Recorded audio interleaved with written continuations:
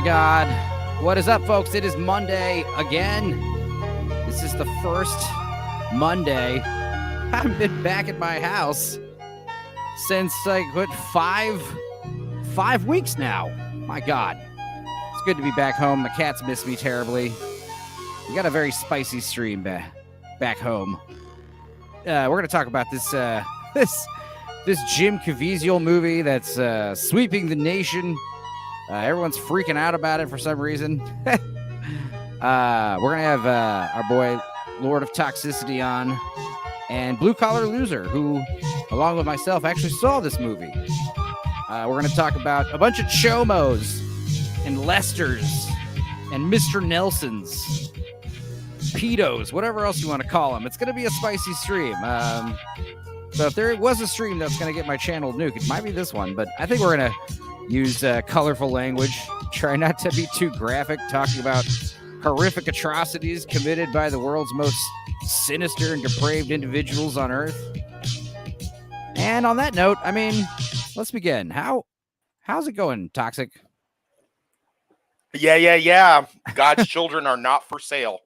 How was that intro sounding? I thought it was pretty good. I like well this done. intro, the old intro music, but I do have the intro video for when my screen stops working. But you know what's funny is, I swear to God, I get back home and the screen works like nothing's wrong with it. Like it's something with Meg's house. It's like electric poltergeists. Well, so, I had a similar issue last week because I actually had to fill in. I had to cover a shift at the bar, and for some reason their Wi-Fi, which never lets me down any other time, just would not let me jump on StreamYard for whatever reason. It was funny because I know you were you had some opinions about the Masters of the Universe we watch. And my cousin, he's got not the best technical stuff. But also, what was funny was, I thought it was funny how you were like, you got to be streaming with people who have good mics and good professionalism. And I was like, yeah, but the last stream you were on, it was a nightmare show. But I'm glad you coming in here sounded great. I thought it'd been funny if you were all glitchy again. I was off today, and although I was hungover as shit most of the day, I did do a little pregame and make sure that the equipment was working. And again, last week I didn't have my laptop, I only had my phone. Yeah, so, you were a good boy. Yeah, exactly. The phone was that was funny. It was funny because God damn it, it was just hilarious because that was the Yellow Jacket stream, the goddamn stream. I know. But that's okay because they're gonna do that. They're going to do that bonus episode, and you managed to figure out a way. You cleverly pretended there was phone issues so you can stretch out the Yellow Jackets discussion for another episode. I see you clever dog. Well, speaking of clever dogs, as the Princess of Toxicity pointed, hey, there he is. Yeah. How's it going? You okay? And I'm not like you, Enzo. I hit 2 hits of a vape pen. I'm more of an alcohol person. Yeah, especially when you're drinking alcohol and you get crossfaded, I mean, that's why. Yeah, I just like when you're doing both, you get to partake in a little less of each. Oh man, my stomach. Yeah, the worst part is he was just Ubering too while he was doing it. Yeah. So that was the worst part. You're not gonna vomit or pass out on stream or anything. What up, Farrell? No, it's just when he stopped at Walmart, give my kid my debit card. I said, buy the biggest 10-pound bag of candy you can find. Jesus. What kind of candy did you get? Jolly Ranchers? What'd you get? Fucking Reese's. Ooh, chocolate. My favorite. That and freaking entire fucking large popcorn. The cool thing about a giant bag of Reese's is that'll last you a while. You're not going to eat a whole dozen of those in one sitting. No, those you can only do so many of those. Yeah. If it was like a big bag of jelly beans, it's like, oh God, you're going to eat them all in one sitting. Freaking movie was 2 hours and 45 minutes. Farrell hit his Yoda bong. Oh yeah, the Mission Impossible. You just got out of it. How was it? It's everything you expect. Why's my camera off? There's no reason this movie has to do $1 billion. It's got to do it. I'm hoping so. Nice. I mean, what was the last Tom Cruise movie? Was it really Top Gun? Yeah.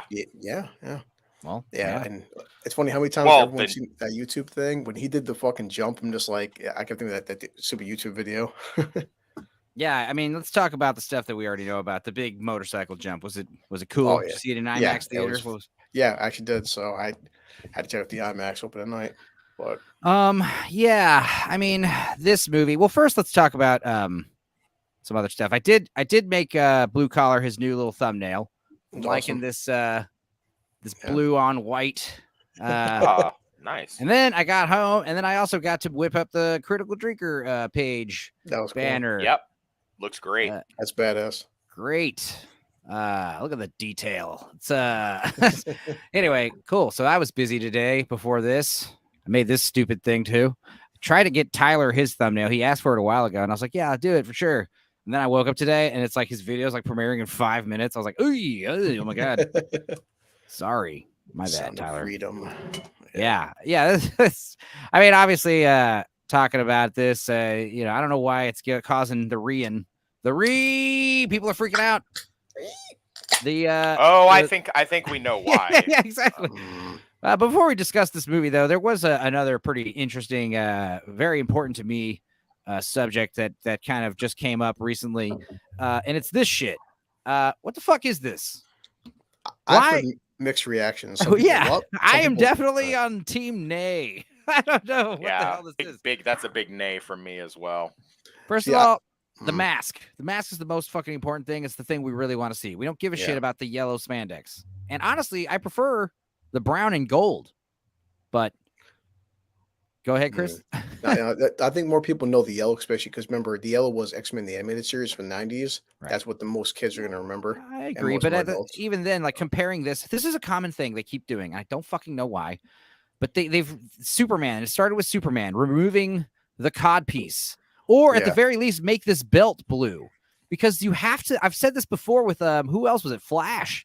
You got to break up the leotard. Has to be broken up visually, like it has to have segments, And like if you look at God damn it, 2 monitors. If you look at Wolverine's traditional garb, here he's got at least this black belt, but also a big problem. The sleeves. Get rid of the fucking sleeves. What are these sleeves doing here?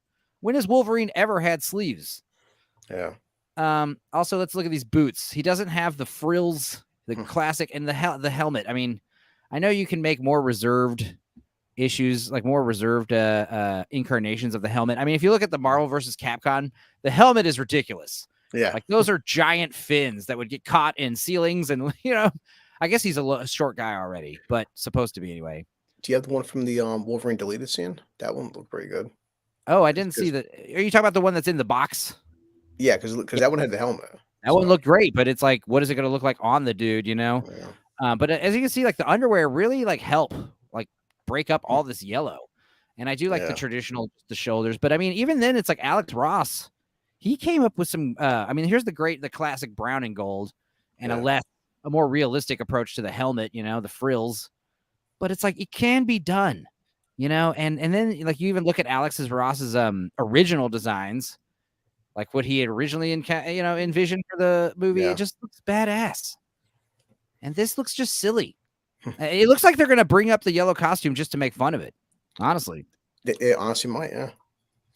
I kind of think that is what I think that they are going to do. I think they're going to do I think it's going to be some kind of joke, like a meta joke that they're going to do like they did with the Green Lantern thing in the first 2 Deadpool movies. I don't think that they're going to actually have him rocking that thing during an act. And maybe they will. I don't know. Maybe he'll wear a cooler costume in the final act. I also have a feeling Wolverine's not going to be. I mean, I hope it is just literally Wolverine and Deadpool, like buddy cop movie style. But I'm afraid Wolverine's going to be like in it briefly.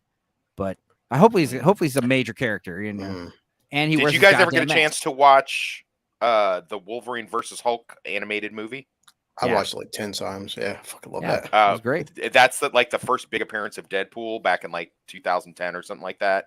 Yeah. Oh man, that if they could come to half as good as that, where they had all the Weapon X's in there, and the guy that did Deadpool he was just hilarious through the whole thing. That awesome. Wolverine and Deadpool running away from the Hulk, and Deadpool's like, I think we lost him, and then the Hulk comes up and like rips him into pieces. God, I love that movie. Oh, hey, we got some more of these code words: transgressor, pandars, attacker, trickster, recidivist, cheat, backslider. Here's a good one. God. I like what they call them, predators, like on Reddit. It's spelled like Reddit. Wow, that's good. I like our guys across the pond have given us a good word. It's called nonce.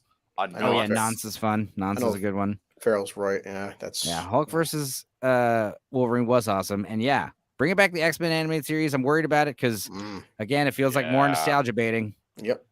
It takes place in 1997, dude, and it's supposed to be like a direct sequel to the animated. Yeah. It's like, well, we already know it's going to be cheaply animated, like when they do like computer animation to make it look like 2D.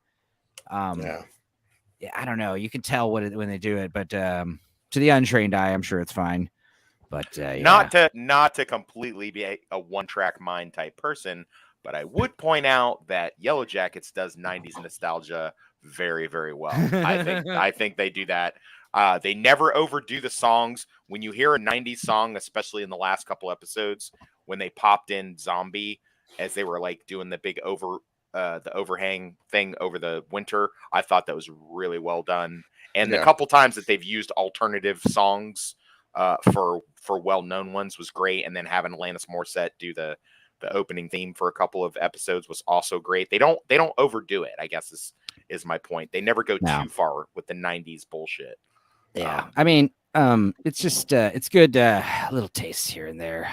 And as far as speaking of the 90s, I mean, what's all this talk about I don't know. I'm trying to somehow cleverly segue into child molesting, but it's hard.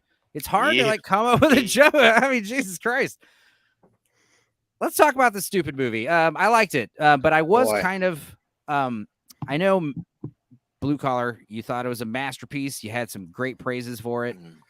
I was mostly disappointed because I was told that it was going to be like the QAnon movie with like, I was picturing like the adrenochrome and the frizzle drip Hillary Clinton, all the crazy shit.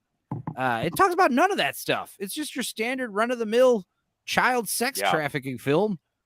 Nothing really too spectacular happens in it. And yet, even though it's a little light on that other stuff, a little light on the they still and then they still manage to. A lot of people are up in their panties about it. So that's I mean it's such a red flag because I saw friends, quote unquote. I saw some Facebook friends of mine, bashing the film before it even came out, talking about how it's like going to start. It's going to bring up more right wing conspiracy theorisms. Yeah.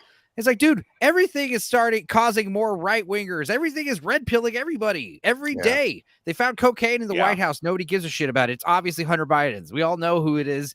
He's living in the fucking West Wing, and they don't want to tell us because he's hiding out there. Yeah. I mean, Jesus Christ, dude. Every day there's like some more bullshit. And you're like, oh, there's a reason why they made us like wait 96 hours wondering about this submarine that they knew imploded right away because they wanted us to not talk about the goddamn fucking Ukraine stuff going on with Joe Biden.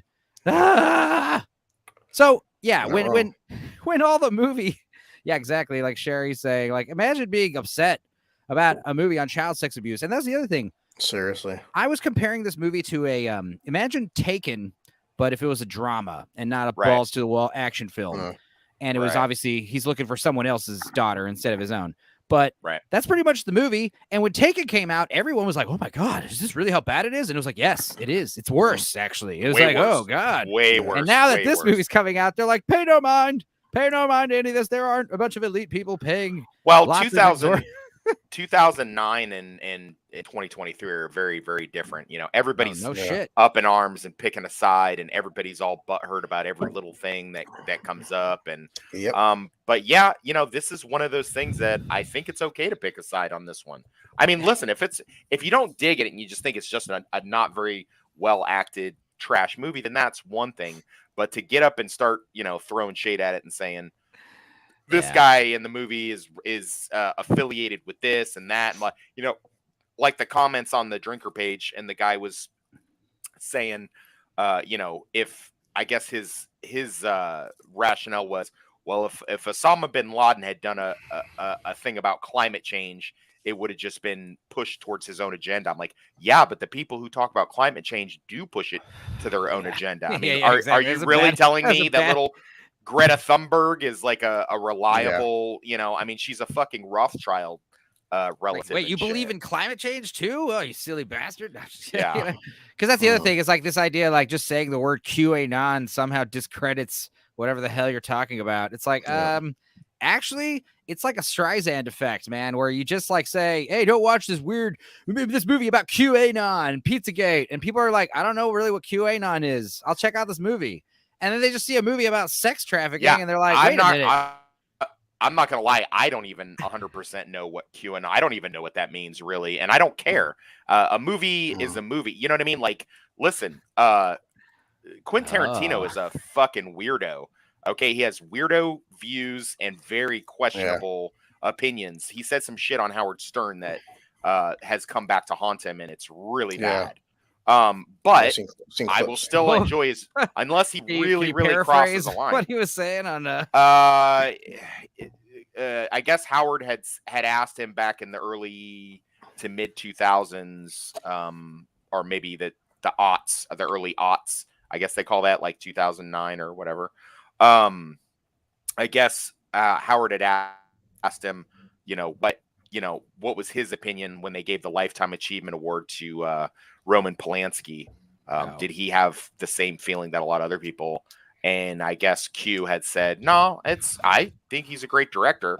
And as far as what he did, I mean, that's only bad in America. In other countries, being with a 12-year-old is not that big of a deal. And I was like, ugh, bad comment, Q, bad. Yeah, bad comment. You're supposed to say like, hey, it's allowed in other countries, and those countries disgust me. Like, France can go to hell with their weird 13 and up nonsense. Ew. Yeah. There's got to be a rule. Like, okay, you could bang a 13-year-old if you're under 18. Like, I don't know how there's got to be like some kind of rule about that. Like, Jesus Christ. Well, if you're gonna have a harsh stance on a director or producer or someone that's in charge of a movie and say, well, I am not going to watch this regardless of the movie because I disagree with this person's political, then you have to do that for every single one. You can't just pick, you can't cherry pick and go, I'm against this posturing. Right. I am against this because of that. Because you can name me a movie franchise. You can name me a director. I'll bet you dollars to donuts that I can come up with some wacky shit that they've said or done that was out of pocket. James Gunn, Steven Spielberg, James Cameron, Quentin Tarantino, they've all done and said some really questionable stuff, and that's the stuff that we know about. Yeah, they're celebrities from Hollywood. Exactly. It's like, these rock stars are actually perverts and sex fiends and drug addicts? Yeah, dude. Yeah. Rock stars and actors. And like Sherry and Farrell saying, it's like, I guess, so Fox had the rights to this movie. Disney bought Fox, and then Disney shelved the movie because, we don't want to talk about this. We want to make more movies like Cuties.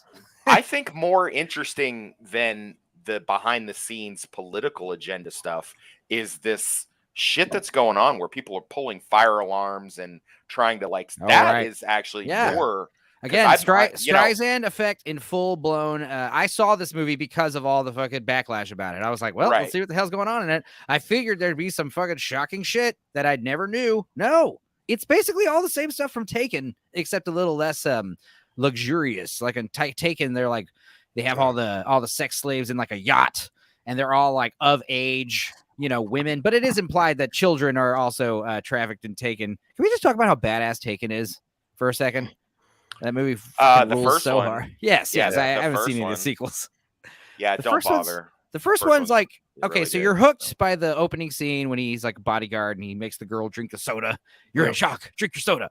By that point, you're like, okay, this is cool. But then when he gets to France, it just it goes so off the rails exponentially from the second he gets off the fucking plane. It's so amazing. He just like finds the guy, beats the shit out of him in the terminal, parking lot, like right there where the drop off is. And then fucking gets him killed in an overpass. And then from there, he's like torturing people with electricity and just going full blown Grand Theft Auto on everybody. It was amazing. I think it's interesting. Blue Collar, you can back me up on this a little bit. Too bad Russell's not here because we could add to our let's bring up prison fucking quota. But in the joint, the playground extraction specialists, the tree jumpers, they tend to be a lot more, like if they get in a conversation, they're like, oh yeah, hell no, those guys are gross, ooh, yucky. We're not. They hide it a lot better. But now out here in the really real world, you've got people like blatantly drawing attention to themselves. You know what I mean? Where you would think it would be the other way around. If they wanted to be a little more careful, they'd go. But again, in prison, there's more consequences. Out in the real world, That's true. There's very seldom ever consequences for stuff like this. But I mean, they tend to like. I mean, I've seen a CSO, I guess we'll call him. I've seen a CSO beat up another CSO, calling him that name the whole time, and go, "You dirty kid toucher," and beat him up. And then later we find out that keep doing that. That was weird. What? Slide that computer around some more. Oh, it was cool. I was put. Like, go ahead and pull it in on the spot like that. It's funny. It looks cool. Pull it in and back again. That looks great. I'm stacking these for the laptop to make it go up. So yeah. Oh, make it taller. I see. Yeah. All right. Anyway, continue, Quest. I'm sorry. It's fine. I'm used to being derailed by you in the middle of a anecdote. But yeah, no, they tend to want to hide a little bit more, and it's kind of funny how they're not hiding so much here. And I'm not saying that everybody that's shitting on this movie, but I am saying the left-wing news articles, The Guardian and Rolling Stone and all them. I mean, you would think they'd be a little bit more careful.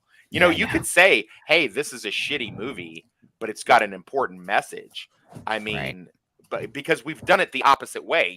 If I wasn't restricted from posting, I would have gotten on that one post and talked about it, because the guy was like, how come we always shit on the left wing, but we never shit on? That's not true. Yeah. There's been lots of stuff that we've, but like, you know what I mean? What are you going to shit on? Like, you're going to shit on saying what you want and owning guns? Well, there's nothing to shit on there, dog. I mean, having faithful monogamous family units with children. Like, quit acting like this shit's bad. Like, quit acting like having a fucking mother and a father and some kids, like, and never getting divorced and never having your fucking family disintegrate due to political nonsense or whatever. Quit acting like that's a bad thing. I would put forth the idea that I am not a big conspiracy theorist, but if I was to subscribe to conspiracies, I would probably point out that they just really, really want to make it normalized, all of this stuff, so that it's in the background, and then later people can go, oh, okay, yeah, it's totally normal, yeah, it's totally fine, because sooner or later the dam is talking about a bunch of far right conspiracy theories that are totally not true tonight on this stream. A lot of the stuff we're talking about is totally fake, far right conspiracy theories that are totally fake. Also, everything we're saying is a joke tonight. Go ahead and preface that. Everything, not really, but yeah, I mean, I agree. It's just like I said, they know these crimes are coming out. The evidence of these crimes. A certain so-and-so did mysteriously perish in custody not long ago. A certain silver-haired shit zillionaire that owns a certain island, he disappeared kind of, and under mysterious circumstances from this mortal coil. And it's okay to speculate, but what's interesting is, like, we're not allowed to bring that up anymore, or like the people that he was affiliated with, they all seem to have vanished. And now this movie that, honestly, like around 2009 or whatever, whenever Taken came out, this movie would have been hailed. Yeah, this movie would have been hailed as some kind of eye-opening experience about what's going on in the jungles of Honduras and Colombia. True. But instead, it's just like people poo-pooing this movie before it even comes out. And I swear to God, I want to pull up one of these articles, the Rolling Stone. I think that I wanted to, but they're all behind paywalls. But like, you look at the actual Rolling Stone review for the movie, and it almost sounds like they're in favor of child trafficking. Like they're this close to like defending it. You know what I mean? It's fucking crazy. I'm grabbing a beer. Do you guys need anything? No, I have a big glass of whiskey and water. Cool. But yeah, as far as the weird, like I said, Streisand effect. Everyone's talking about how this is the QAnon conspiracy theory movie. And again, I watched it and I was kind of underwhelmed with the I was expecting a lot of tinfoil hat stuff. But of course it was just your run of the mill, yeah. They kidnap children using exploitative means such as blackmail or false lures of like fame and fortune. We'll make your kid a child star kind of thing. And that's how they do it in Hollywood, by the way. Oh, well, Mhm. we're going to make your kid a star. And then the talent agents take a huge cut of all this like money. They get paid to look for roles. And of course, there's hundreds and hundreds of people, you know, trying to get every single role in every single movie. Yep. So how do you get noticed? You either get related to somebody, you have nepotism on your side, or you have some chomo movie producer have their way with you, like Jennifer Lawrence, allegedly.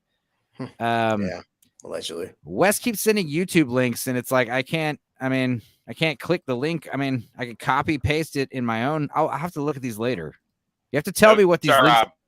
No, that's I'm basically blasting Blue Collar's review of the movie. Oh, okay. I just keep putting it up there, hoping somebody will click on it. Cool. As long as I know what it is, because I'm like, but yeah, that was a good review today. I watched it as soon as the thumbnail dropped. I had to definitely I had to edit stuff out because you're in a good position to do that kind of stuff, man, because you got that free pass. Well, I mean, I guess it's not free, but you got that all-purpose pass, the multi-pass, to go see multi-pass. Multi-pass. Chris has multi. I would not be able to stop myself if I came blue collar multi-pass. Blue collar multi-pass. I would say that every single time that I came up there, and they'd be like, "Sir, did you already buy your ticket?" Oh my God. If only you lived in Dallas. You know, I'm not far from it. You know, multi-pass. You didn't even. Did you pay to go see this one though? You said. Well, technically, what the pass covers standard. This is an IMAX, so I paid like an extra $4 for IMAX, which is no. I'm talking about Sound of Freedom. No, because it was technically on the on the app. So I know some people were like having trouble. I talked to some people here in my hometown after I got back. Did karaoke yesterday and hadn't seen anybody in a month. The bar had been totally remodeled, and everyone else had been gone for a month too. Like all my other karaoke buddies were like out of town too. So I was like, cool. I was talking to some of my friends. They were saying they saw it, but they were looking for it and they couldn't find it. They had to go like out of town to some other bigger area to get it. But that's why I said I was very shocked by checking my Regal app, and literally there was one showing, which is 11:20 in the morning. One showing, and we have an 18 fucking screen Cineplex, and like I said in my review, we have 4 major malls and one fucking mall, one showing for the entire day. I'm like, hold up. Let's talk about like the actual like blanket statements on the movie itself. Like I will say, good, great, maybe not like the best of the best. I mean, if you told me this is like, the studio that makes it, they're basically like Hallmark movies, but for like Christians, you could have fooled me. The production value is not bad. They've already outdone Dial of Destiny. I want to talk. Yeah, I mean the headline here. I mean that's kind of the point I was gonna get to was like, I had friends shit and poo poo in the movie, saying how the fact that this movie's gonna create all these right-wing conspiracy nuts because they're going to go see this movie. It's like, well, you got to ask yourself, why are people like going to see this movie in droves? Why is it that they're rejecting the new Indiana Jones movie? How is it possible that this independent movie on a limited number of screens and showings outdid Indiana Jones? Yeah. Either this movie's the greatest movie of all time or Indiana Jones just sucks balls or both. That's the scary part. Yeah, and also with the lack of showings. I mean, said I've seen Indiana Jones on fucking 4th of July, and there's like freaking not even a third of the freaking theater was full. I'm like, wow. I go see this fucking film. Mind you, it was the one show for the day. It was basically like 2 seats were empty. It's a sold out fucking show for an independent film no one's heard of. And okay. Yeah, I'm gonna go see it tomorrow because I've switched days with my manager, so I'll be off tomorrow, which I usually am not. So I'm gonna go see it tomorrow, and I'm actually gonna pay for it because I usually don't pay for movies, and not because I have a multi-pass. But I will actually pay for this one, so I'll give him some of my money. Yeah, I mean, I feel like the thing about this movie, and the thing is, the movie was well shot. It was a lot of kind of they were kept doing this formulaic Steven Spielberg style shot where like everyone's backlit and there's a big window where all the light's coming from and there's a lot of smoke coming through the room and you can see all the beams of light. They do that like 100,000 times in this movie. And then another thing is the editing. I will say the editing, especially in like the first 2/3 of the movie, it does kind of have like wrongly. It has like it almost comes off like a dream or a montage where like there's flashbacks because it's like there's a lot of fade ins. Human beings, us Americans, we're easily influenced by things like transitions and fade outs. Like when you do like a transition wipe, it makes you think like, is this a past? Is this a dream? Like it confuses us sometimes. We're stupid. But yeah, the movie is good and the child acting were great. I mean, they're speaking little Spanish, little Miguel. What's funny about all of this controversy, though, it's so manufactured because I will tell you, if you've been following the group up until like a few days ago when I got suspended from Zuck again, I was really pushing because I've already gotten everybody on board with Justified. So I started pushing Mr. In Between, and he's got several episodes on that show because it's only got 3 seasons. He's got several episodes, including one major episode where he talks where he goes after child traffickers. So, and he goes hard on that shit, and nobody batted an eye. Everybody reposts the link. It's on YouTube, it's on TikTok, and everyone's like, "This is so great. This is amazing. That's exactly what you should do." But for this, there seems to be some kind of political agenda. Now, granted, that was an FX TV show, and this is a movie that's out in theaters or whatever. But still, I mean, nobody made a really huge big deal about that, but yet they're making a big deal about this. So it does make you wonder. And the other thing about like July 4th, like, oh, the movie beat Indiana Jones, but only on July 4th, only on one day. And it's like, yeah, but I mean, Jesus Christ, dude, it's July 4th weekend. Yeah, an independent film beat one of the biggest moneymakers in all like Indiana Jones is up there with Star Wars and Godfather and stuff like that, and they beat that film. Sound of Freedom is basically a Lifetime movie for Republicards. And then why is it beating fucking Lucasfilm? I don't know what are you talking about. Not to mention, look at the theaters. It's number one's in half the theater, 2,600 versus 4,600. And like I said, even in my theater, okay, what type was playing in a theater? Yeah, but there's only one showing versus Indiana Jones. It's every goddamn 20 minutes. They're not talking about screenings. Yeah, exactly. Yeah, so it's kind of fun. It's funny how they mention they're listing theaters, not screens. Yeah. Yep. So Jesus Christ. But that's the other thing is this movie didn't really. Well, it actually was like 2 hours and change. So it wasn't like a short movie. I know that the both of you don't really TikTok too much, but I'll tell you what, man. When people are saying that it's not getting advertised, TikTok is advertising the fuck out of this movie.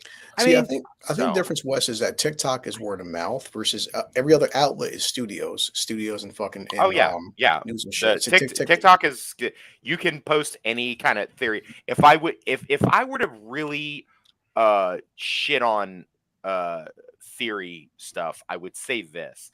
I think there's like a growing trend of people that are trying to attribute every celebrity death to they were involved in some kind of trying to stop child trafficking, and they got they got taken out for that reason. I think that's a little ridiculous. Well, it happens mostly. I've noticed that. I noticed most celebrity deaths are like attributed to the vax or anything, but like if it's like the guy from Linkin Park or the guy from Stone Temple. No, that was a drug overdose. Not Linkin Park. The other singer guy. Was it Stone Temple Pilots? Anyway, the point is, and then also Anne Heche. These people all mysteriously die like right around the time they're working on some kind of documentary about Haiti or one of these other Clinton Foundation parallels. Jesus Christ, dude. When people find out about what they alleged happened in Haiti, like after that earthquake, it's not alleged. I was there after the earthquake. It's definitely not alleged. Sure. No. Yeah. I mean, Oprah was involved in that shit. You know what I mean? It's like you're like that many children, really, in that amount of time, they just disappeared. And you're telling me these fucking charities, these things that we all donate to in order to like help other people, they're directly funding this like fucking evil criminal organizations and shit.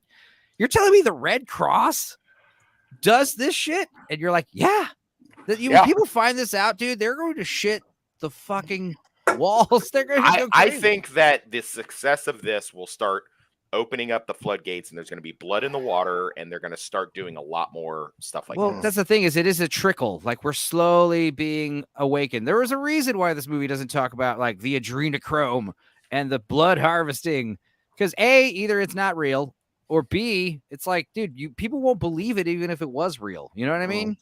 You have to gradually wake people up. First, they have to see the atrocities that are happening in like this movie and Taken, and then they can believe, because like obviously, like if you're going to kidnap and harvest children for your disgusting carnal pleasures, I mean, it'd be perfectly logical to also harvest their organs and shit like that. Why wouldn't you do that? I mean, that's money in the bag.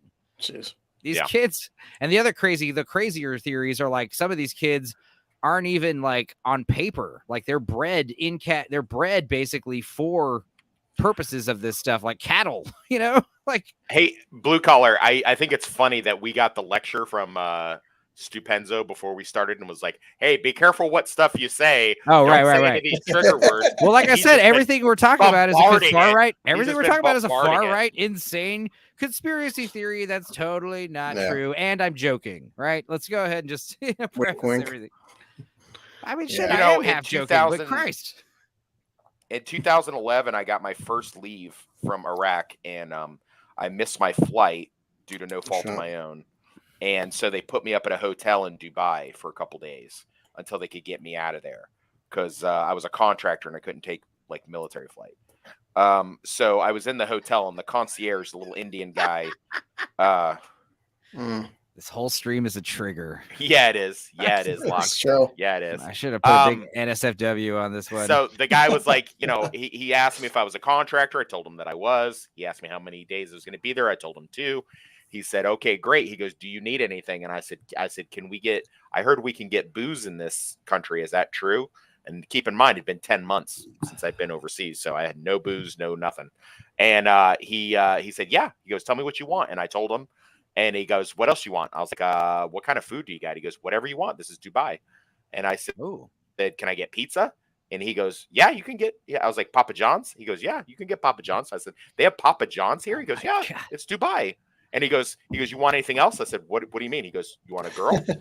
And I was like, he goes, oh, I'm sorry. You want a boy? I was like, whoa, no. Where I come from, them's fighting words, you son of a bitch. So, it's pretty and I'm just a guy that got off a plane and walked with a fucking army sea bag into a hotel. He didn't know me. You know what I mean? I like how you're in Dubai and you still got Papa John's. That's hilarious. Oh, it was so good. I would have just, I mean, I know what Papa John's tastes like. Was it different over there or? I think you know what, man, this is a lot of years past. It's honestly more impressive if it's the exact same. I feel like it was. It certainly didn't cost the same. It was certainly expensive as shit. Of course. But after 10 months of just eating in the chow hall and eating MREs and stuff like that, it was delightful. So. See, I'm one of those guys. I really like ethnic food. So if I was like in the Middle East, I would be like, please. But do that for 10 months, bro. Do that for 10 months. You can only eat that gutter oil for so many days in a row. Mm-hmm. God, that's more of a China thing, though, right? The gutter oil, cooking in the gutter oil. That's a whole scary situation. They said to West, because like if over here someone said, hey, do you want a girlfriend tonight? When someone says girlfriend, I'm thinking, someone's 25, 26. But over there, when you say the word girl, it could literally be a girl. You know what I mean? The movie was tactful in a lot of the more, spicy subject matter. Like, for instance, show, don't tell. This movie was tell, don't show, thankfully, which was good because, like, the coolest character in the movie, in my opinion, is the former cartel drug dealer who is now, human savior of children. I've heard that. He's awesome. And he's like, the actor's okay. And the role is, I wish the role had been bigger, but just, this guy's, that's the thing that's so funny is like a lot of this, again, for the movie's a far right conspiracy theory. It's based on a real story about a real guy, like the guy was being interviewed the other day on fucking some podcast and you're telling me it's a far right conspiracy theory. It's like, oh, the movie was heavily dramatized for movie fictional storytelling. It's like every fucking real story is. They got to wrap it up. You can't talk about months and months of paperwork. That doesn't translate well for a movie. Yeah. So just get them in the jungle. I like the articles that say like the numbers. Well, the numbers, like they exaggerate the numbers, Mike. Okay. Based on actual facts, FBI's databases, CIA, but the criticism was they're over exaggerating how often this goes on. So Oh yeah, it just never happens at all. This is just people just making shit up. These are far right conspiracy theories. Dude, It's you can yeah, easily look this up. Easily look this up. Statistics. They estimate over 100 to 150,000 children are trafficked a year. yeah. This is But not a joke. And the funny thing is, like, they say this at the end of the movie. And again, this will probably be interpreted as a racist dog whistle or something. But they say straight up, they're like, there are more people in slavery right now than there was when it was legal. yeah, and I And heard just that. because we have such a huge population, and Mm, a million of those slaves are children. All right. But you have to understand, when you get into real tinfoil hat land, this is the idea, is like, those are just the slaves that are on paper. These are like real people that have birth certificates and stuff. There are like there's like a whole ocean allegedly of children kept in underground caves that are like born and bred to be used. They don't even have birth certificates or social security numbers. They got serial numbers, they're harvested for their organs, allegedly. I mean, and if it wasn't true, that'd make a cool movie. Shit. Well, I mean, I can tell you for sure that in Iraq, the children's lives are meaningless. Man. So based on real life hits, the highlights, and that's it. Yeah. Technically, Nightmare on Elm Street was quote unquote based on a true story. And again, blue collar That's true. user, check out his fucking reviews. We're getting him next to the 1,000 membership club, 1,000 subscriber club. This week I got four more people this week, which again, 4 people for some people, but I mean, to me getting one person is cool. 4 people. You know what's gonna get you 40,000 views on a video like Russ? You need to be sloppy fucking drunk and do a review somehow. That would be amazing. I did it for Rings of Power, which I've been trying to take a show. Like, the thing is, like everyone said, if I watch something like, say, Banshee or Reacher, it wouldn't be as fun if I watch Willow. You know what I mean? That's the problem. It's like I want to watch all of, like, we want to see a happy drunk. That's what I'm saying. It's like something like Justified. It might be decent, but I'd have a lot more fun if it's like watching Picard season 1 or something while drunk. Also, it's not beyond the realm to just pretend you're super drunk, but I don't want you to just destroy your liver for our entertainment. Well, that's when before my Rings of Power, I got like 10,000 views for Rings of Power, and everyone could see every fucking video, like every segment, every episode, the bottle's going down and down and down. Yeah, dude, we watched Commando. Dude, remember when he watched Commando and this guy drank a whole bottle? That movie's 90 minutes long. We were like, what the fuck, dude? Pretty funny, pretty classic, dude. I should make a poll in the drinking group. Like, all right, guys, now I'm doing Uber and stuff at nighttime. And what's funny is I literally start the stream with, like, I'm impressed with Blue Collar's ability to drink.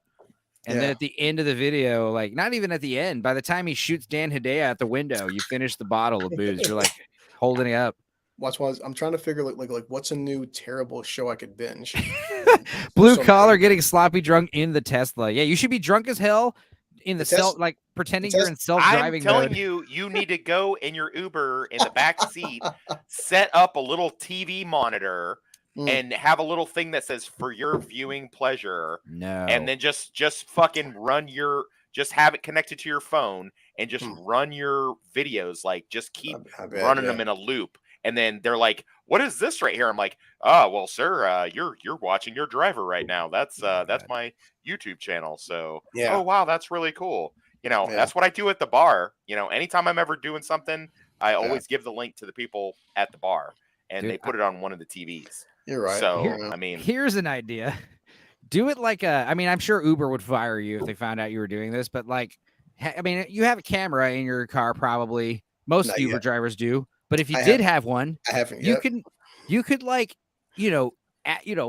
review the man on the street. Man on the street questions. Hey, passenger. Hey, sir, where are you headed tonight? Oh, okay. Yeah. Okay, hey, great. Hey, listen. Did you watch the Sound of Freedom? Did you see Sound of Freedom? What did you think of it? No, I didn't see it. Well, let me tell you about it. And then get their fucking awkward reactions. Hey, hold on for a second. I got to do my intro. Oh yeah. Hey, don't mind this.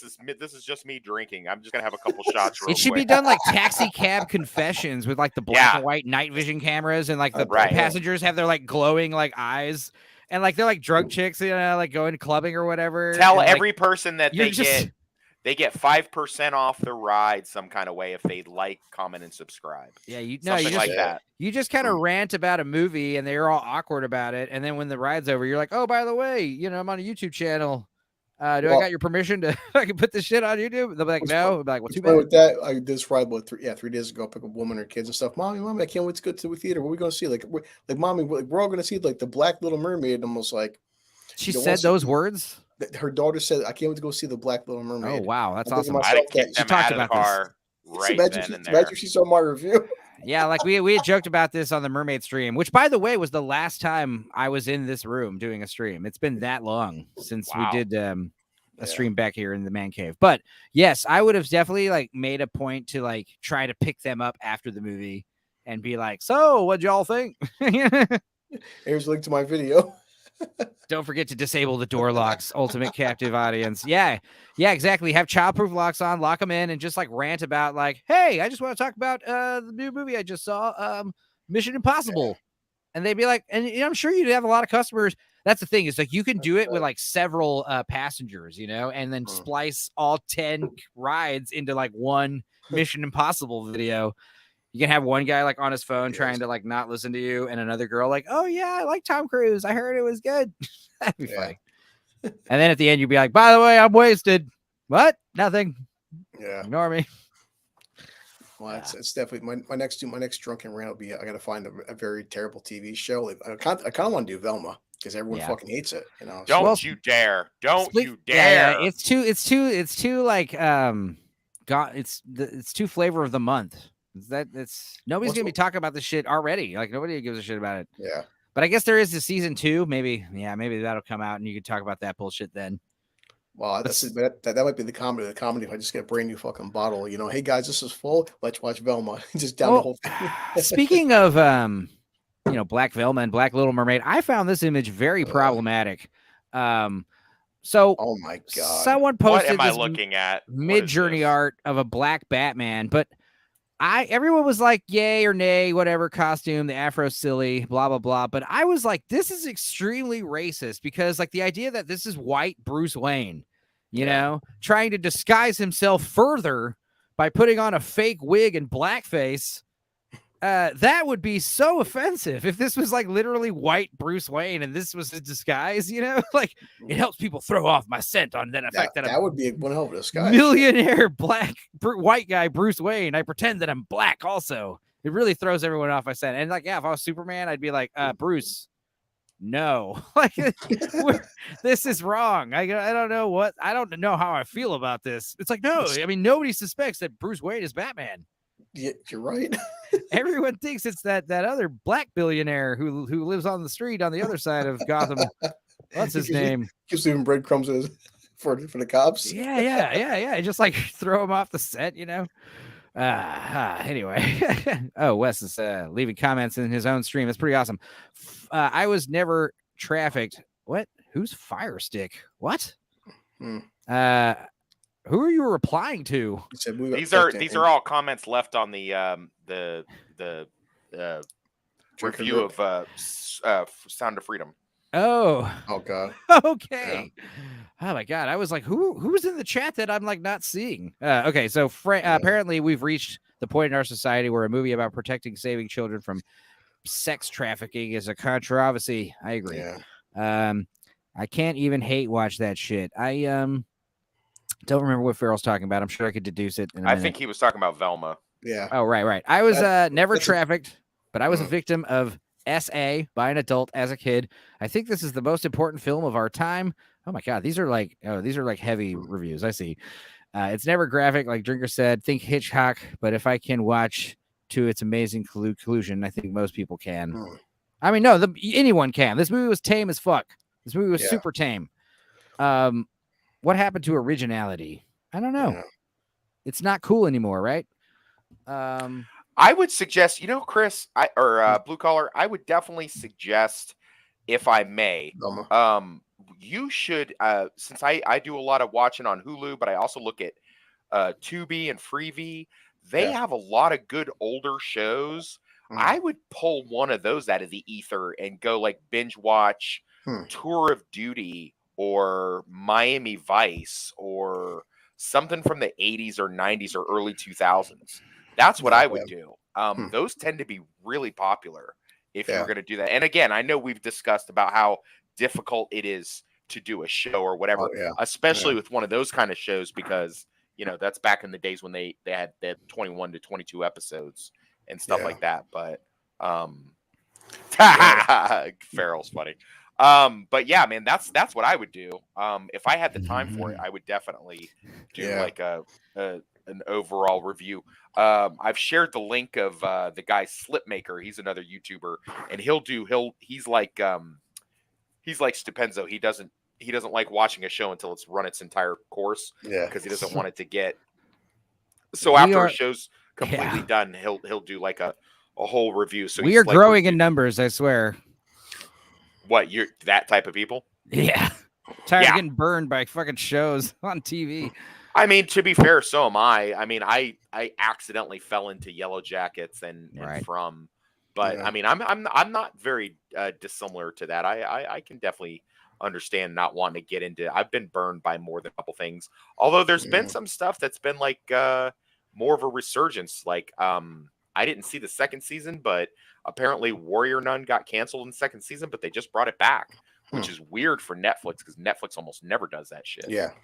So that's a pretty good show. I mean, whatever happened to predictability?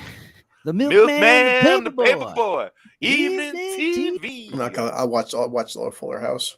Everywhere you look. Did you watch Fuller House? Was that any good? I thought it was pretty good.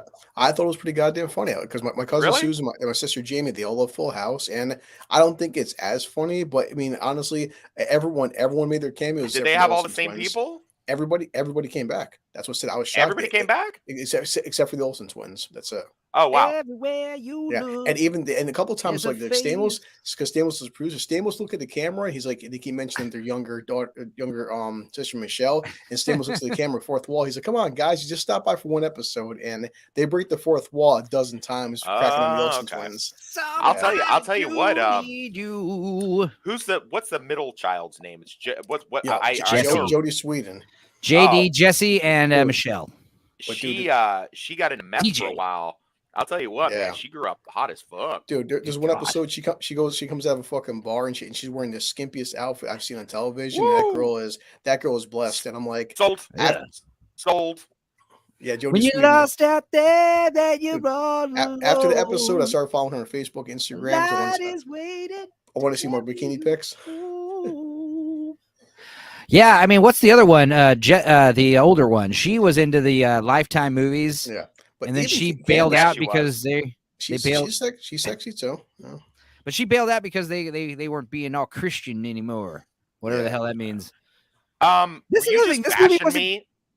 Were you just bashing me for saying Jodie Sweden was hot? Because she's 41, bro. No, I wasn't. Okay. Okay. Actually, I would gladly take on both of the Full House sisters at once. 41. Post some pics of her in Fuller House. She's got it. Nah, I don't want to be getting horny in the pedo stream. You know, I don't want to be talking about hot babes in this stream. It's off limits. This is a serious stream, guys. Yeah. Trying to talk about trafficking. Just kidding. Jodie Sweden's double D's. She's yeah. Oh, but I want to see Sound Freedom. Yeah, I mean, Sound of Freedom, I would recommend. But yeah, if you're like afraid to watch it because like you think it's gonna be too hardcore and you can't stomach it, bro, you can stomach it. All right. Hey, it's nothing you haven't seen in fucking I mean, Jesus Christ, like I just think of Braveheart. If you could watch that shit, I mean, Christ. One thing I did notice, speaking of Mel Gibson, is Jim Caviezel's in this movie, who worked with him in Passion of the Christ, but so was homeboy from Apocalypto. He plays like one of the main drug dealer dudes, El Scorpion. He's the guy from Apocalypto with the bone through his nose and the bald head. The one that's like trying to kill Jaguar Paw. It's cool recognizing him.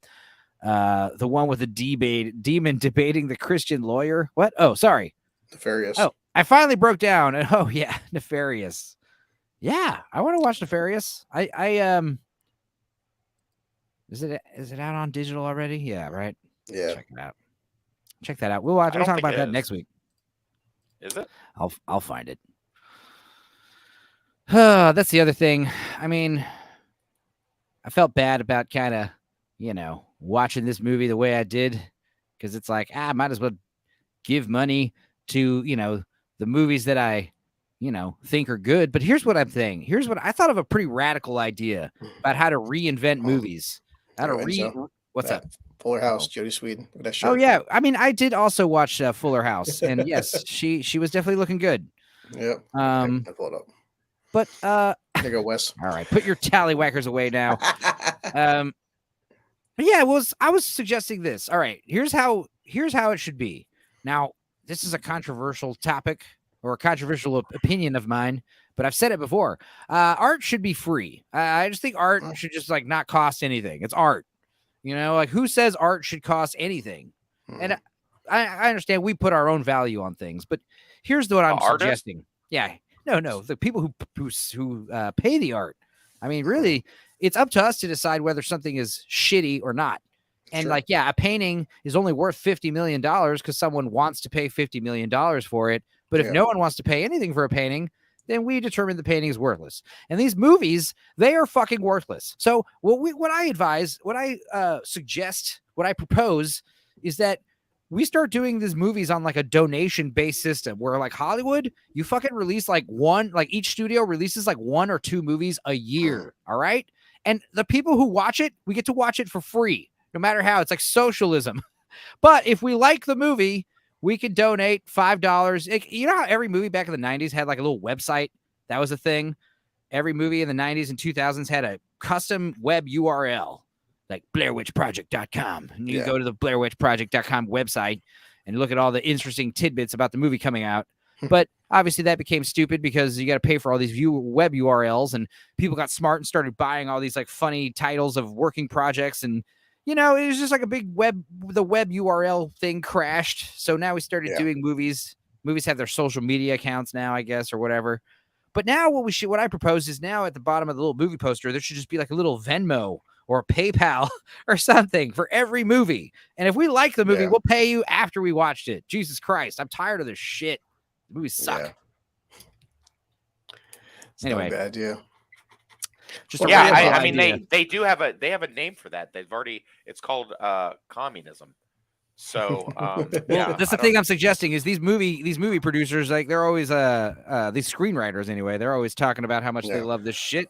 Well, let's all determine how much Indiana Jones is worth. Like, let's determine what an Indiana Jones ticket is actually worth after I watch the movie. But we do determine how much it's worth, because if it's worth nothing and it's not worth seeing, we don't go see it. Right. That is how you determine how much it's worth. Yeah, but those few suckers that did pay for it, you always feel like suckers, man, because like it's always this first week assholes that walk out of the movie. They're like, "Don't go, it was terrible." And then like we see. That's why I very seldom, unless it's like an established IP, I very seldom will go see something in the first week. Yeah, we can't have like Russ and Chris and all these other dudes like just taking it for the team for us all the time. Well, I mean, I appreciate that. That's why they have a good following and good channels. I'm glad they watch stuff. See, in some ways, though, it kind of like is paying them back, because it's like you're paying them back by you're making the studio suffer by telling. You figure if you tell 10 of your friends don't see this fucking film, that's 10 tickets that they're not going to sell. Yeah, that's how you pay for it. Yeah, I mean, you gotta. It's capitalism, baby.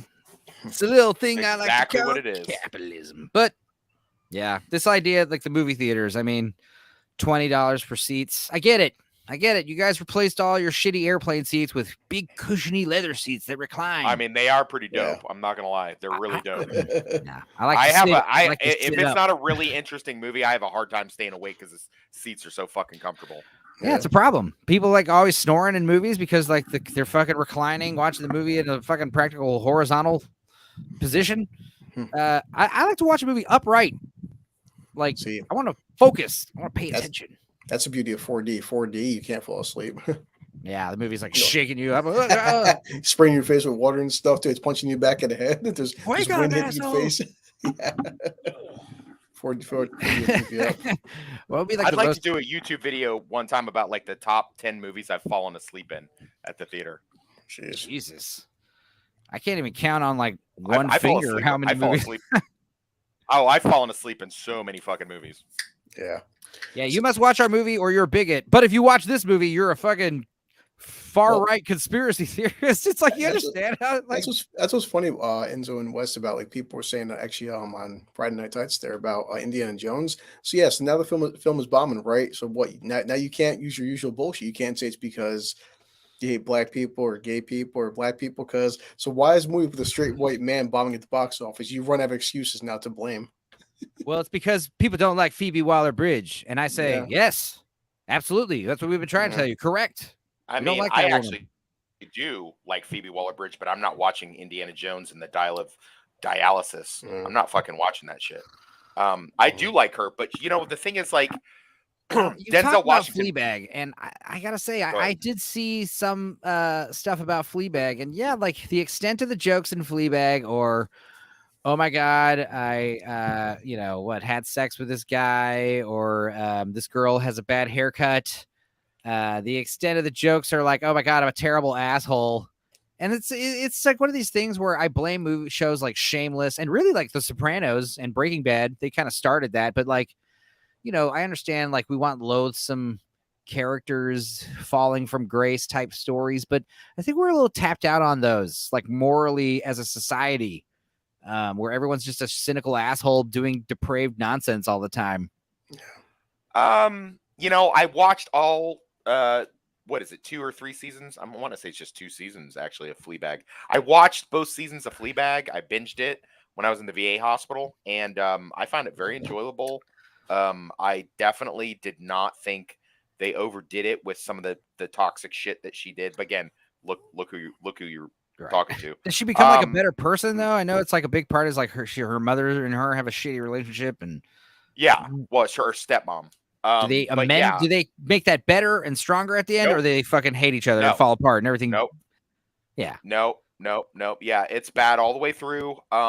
There's a little bit of character arc just because you finally figure out why she does the shit that she does. Well, I can see why that show would be appealing, like on the surface, but you don't find that person be like, all right, great, let's have you do James Bond and fucking Tomb Raider and Indiana Jones. It's like, what the hell? See, now that was my next point. It's like Denzel Washington was interviewed one time and they asked him, could a black director do, I don't know if they said James Bond or some kind of thing like that. He's like, could they do it? Sure, they could do it. He goes, Martin Scorsese's a great director. Could he have directed Schindler's List? He could have, but it's better that Spielberg did it. Yeah. And could Spielberg have done Goodfellas? Yeah, he could do it, but it's not about it's about a certain kind of culture. You want a certain thing, you're not going to want to have somebody, she's so way far out of her wheelhouse with that. And we know why. It's because Kathleen Kennedy is obsessed with brown-haired fucking British women. She wants brown-haired British women to be in charge of all of her fucking IPs, whether it be Rogue One, the fucking sequel trilogy, or, Tomb Raider. Kathleen Kennedy is obsessed with fucking brunette British women. So is Fleabag a good show? Yeah, it is a good show. Is Killing Eve a good show, well written by Phoebe Waller-Bridge? Yes, it is. It's a really good show. But that's what we're talking about whenever we say, don't race swap or gender swap something, come up with your own characters. That's what Phoebe Waller-Bridge did with Killing Zoe. She came up with her own characters. She didn't turn the girl, the chick that plays Killing the main Zoe? character.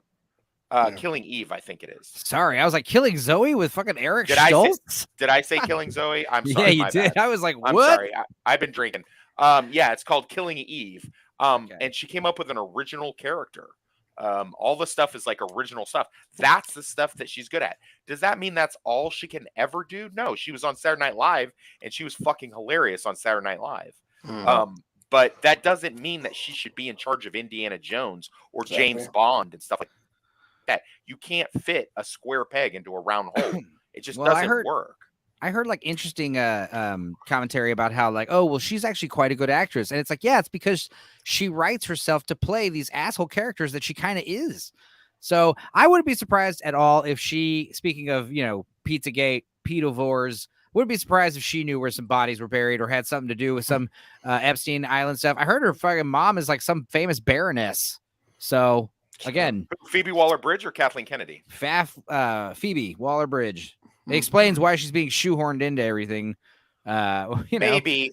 I think maybe just because they're trying to push an agenda and they have her, when She-Hulk came out, it's okay, Farrell. Thank you for stopping by, brother. Yeah.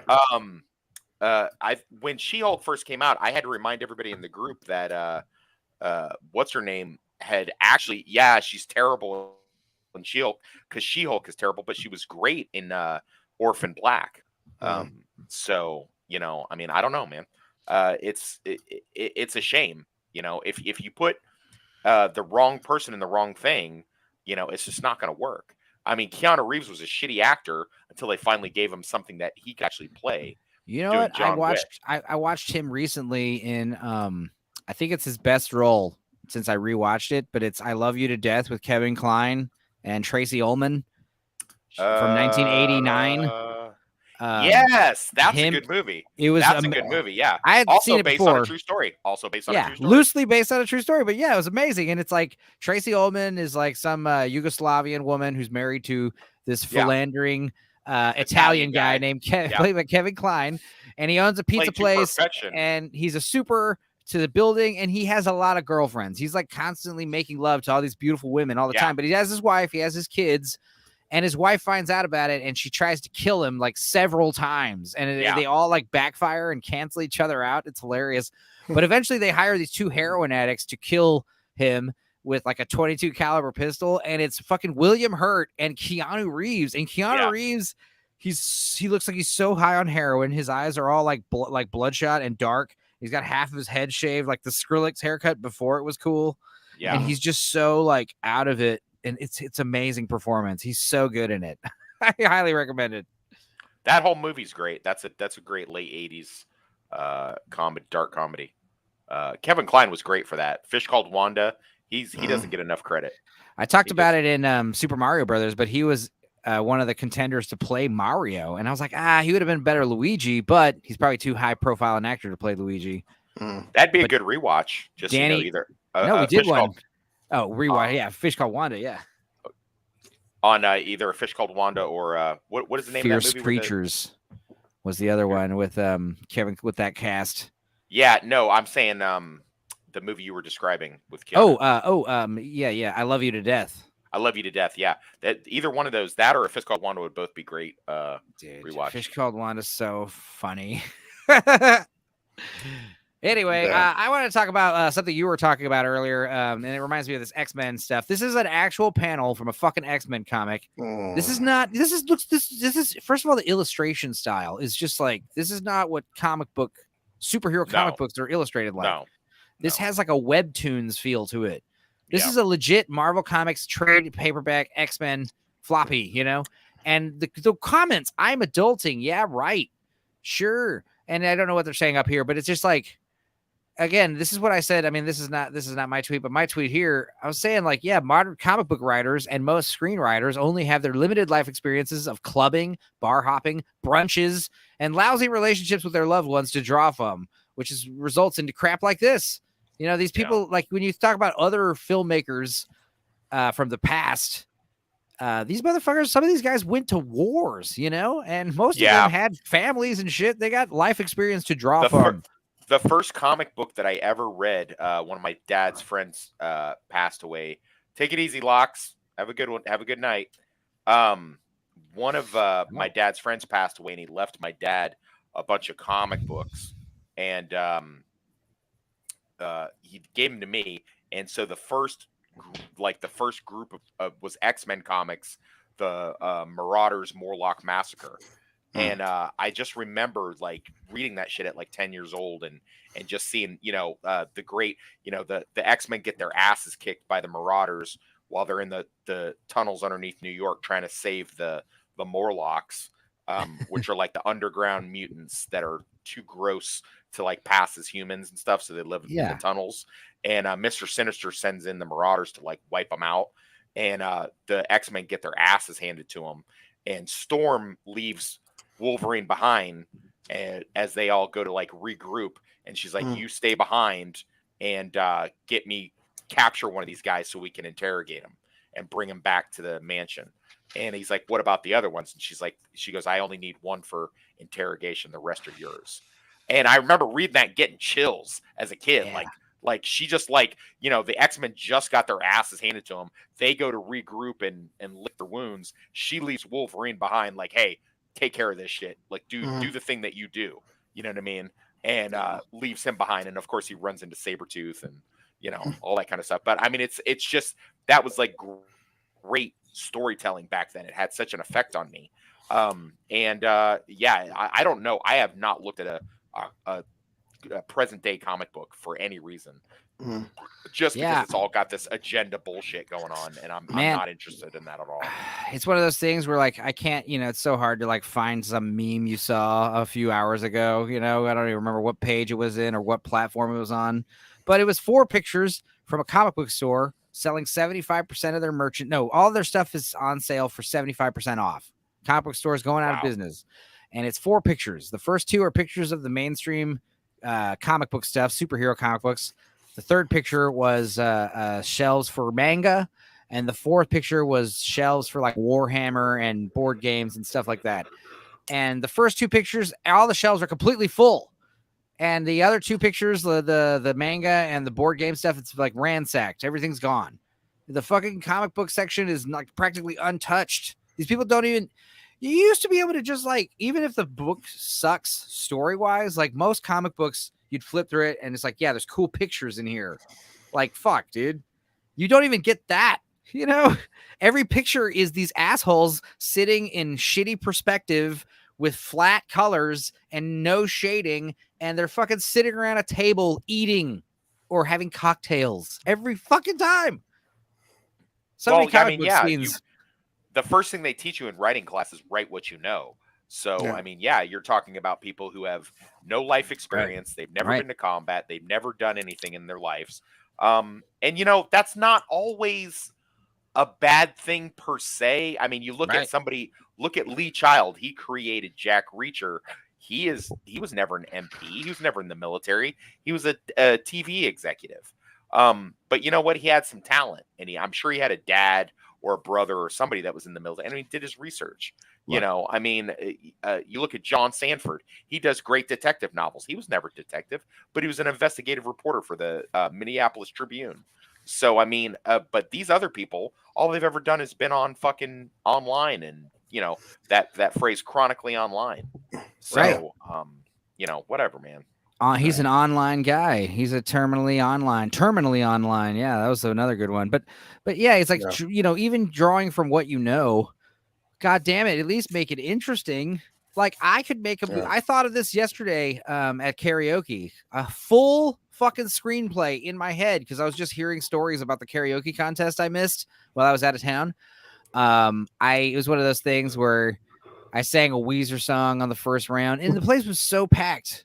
It's 4 weeks of preliminary rounds. They're picking like finalists for the 5th week, and here's the movie. You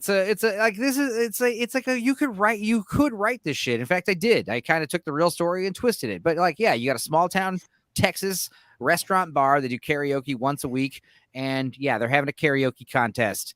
And it's a thing. And the whole movie is three 45-minute sections. And each 45-minute section is another week. And we see nothing in between. It's all like at the bar. Okay? You can still make this movie interesting. All the fucking expository dialogue you get, it's just from people bullshitting at the bar. It's a small town. Everyone knows each other, But the plot is basically first round is all the preliminary stuff about the contest, how the contest works, what you guys win. It's like $1,000 plus like a performance you get to headline. The guy who runs the karaoke place, he's an old ex-police officer, and he runs this karaoke place. He wants people to sing. These people want to sing. It's all about the singers, And they hire these judges who are a bunch of local people who are like good singers / country artists. And they literally have like the American Idol judging forums. And like the whole movie would be like people going up on the stage singing songs. But like, of course, we cut to the audience while people are singing. Some people are singing badly. Some people are singing good. And we learn about all these. It's a big ensemble cast. You got all these people. But like basically to, trim the story down, long story short, you've got this main starlet character who is the hopeful. She's not necessarily the main character, the narrator, but she is like the one that everyone in town would like her to win. She's like a single mom. She's got a great voice, the voice of an angel, you know, and she's just a little shy little butterfly, you know, just came out of cocoon, and she's entering this this contest, you know, kind of at the behest of the karaoke guy. And what happens is, this is where the plot actually comes into fold. Is like, this is why it's amazing. You've got this karaoke contest for all these locals that hang out at the bar, and a bunch of these weirdos show up from out of town, like these non-local people, like these professional fucking singers. This is what happened, by the way. Professional fucking singers, literally, like, they sit on Facebook and social media all day looking for karaoke contests because they can fucking sing their balls off, and they just enter any contest they can in a fucking 3-4 hour radius. And they show up and just decimate with their Whitney Houston style singing. Yeah. And like the main chick, this ringer, she's like a short, fat black girl, and she's like fucking sings like no one's business. And she shows up, and it's like, okay, well, she's obviously going to win. And it makes the starlet girl super nervous. And she's also nervous because she kind of knows her from a previous contest where she got her ass handed to her. And fucking homegirl recognizes her and says hello, like a little, like, not friendly, so friendly, let me buy you a drink kind of thing. And accidentally, like, not accidentally, gives her like 2 or 3 shots, and she's acting like she's getting all wasted with her. But basically, she gets her fucked up on purpose to kind of get her out of her headspace. The starlet, by the way. And the starlet goes up on stage and kind of bombs her performance a little bit.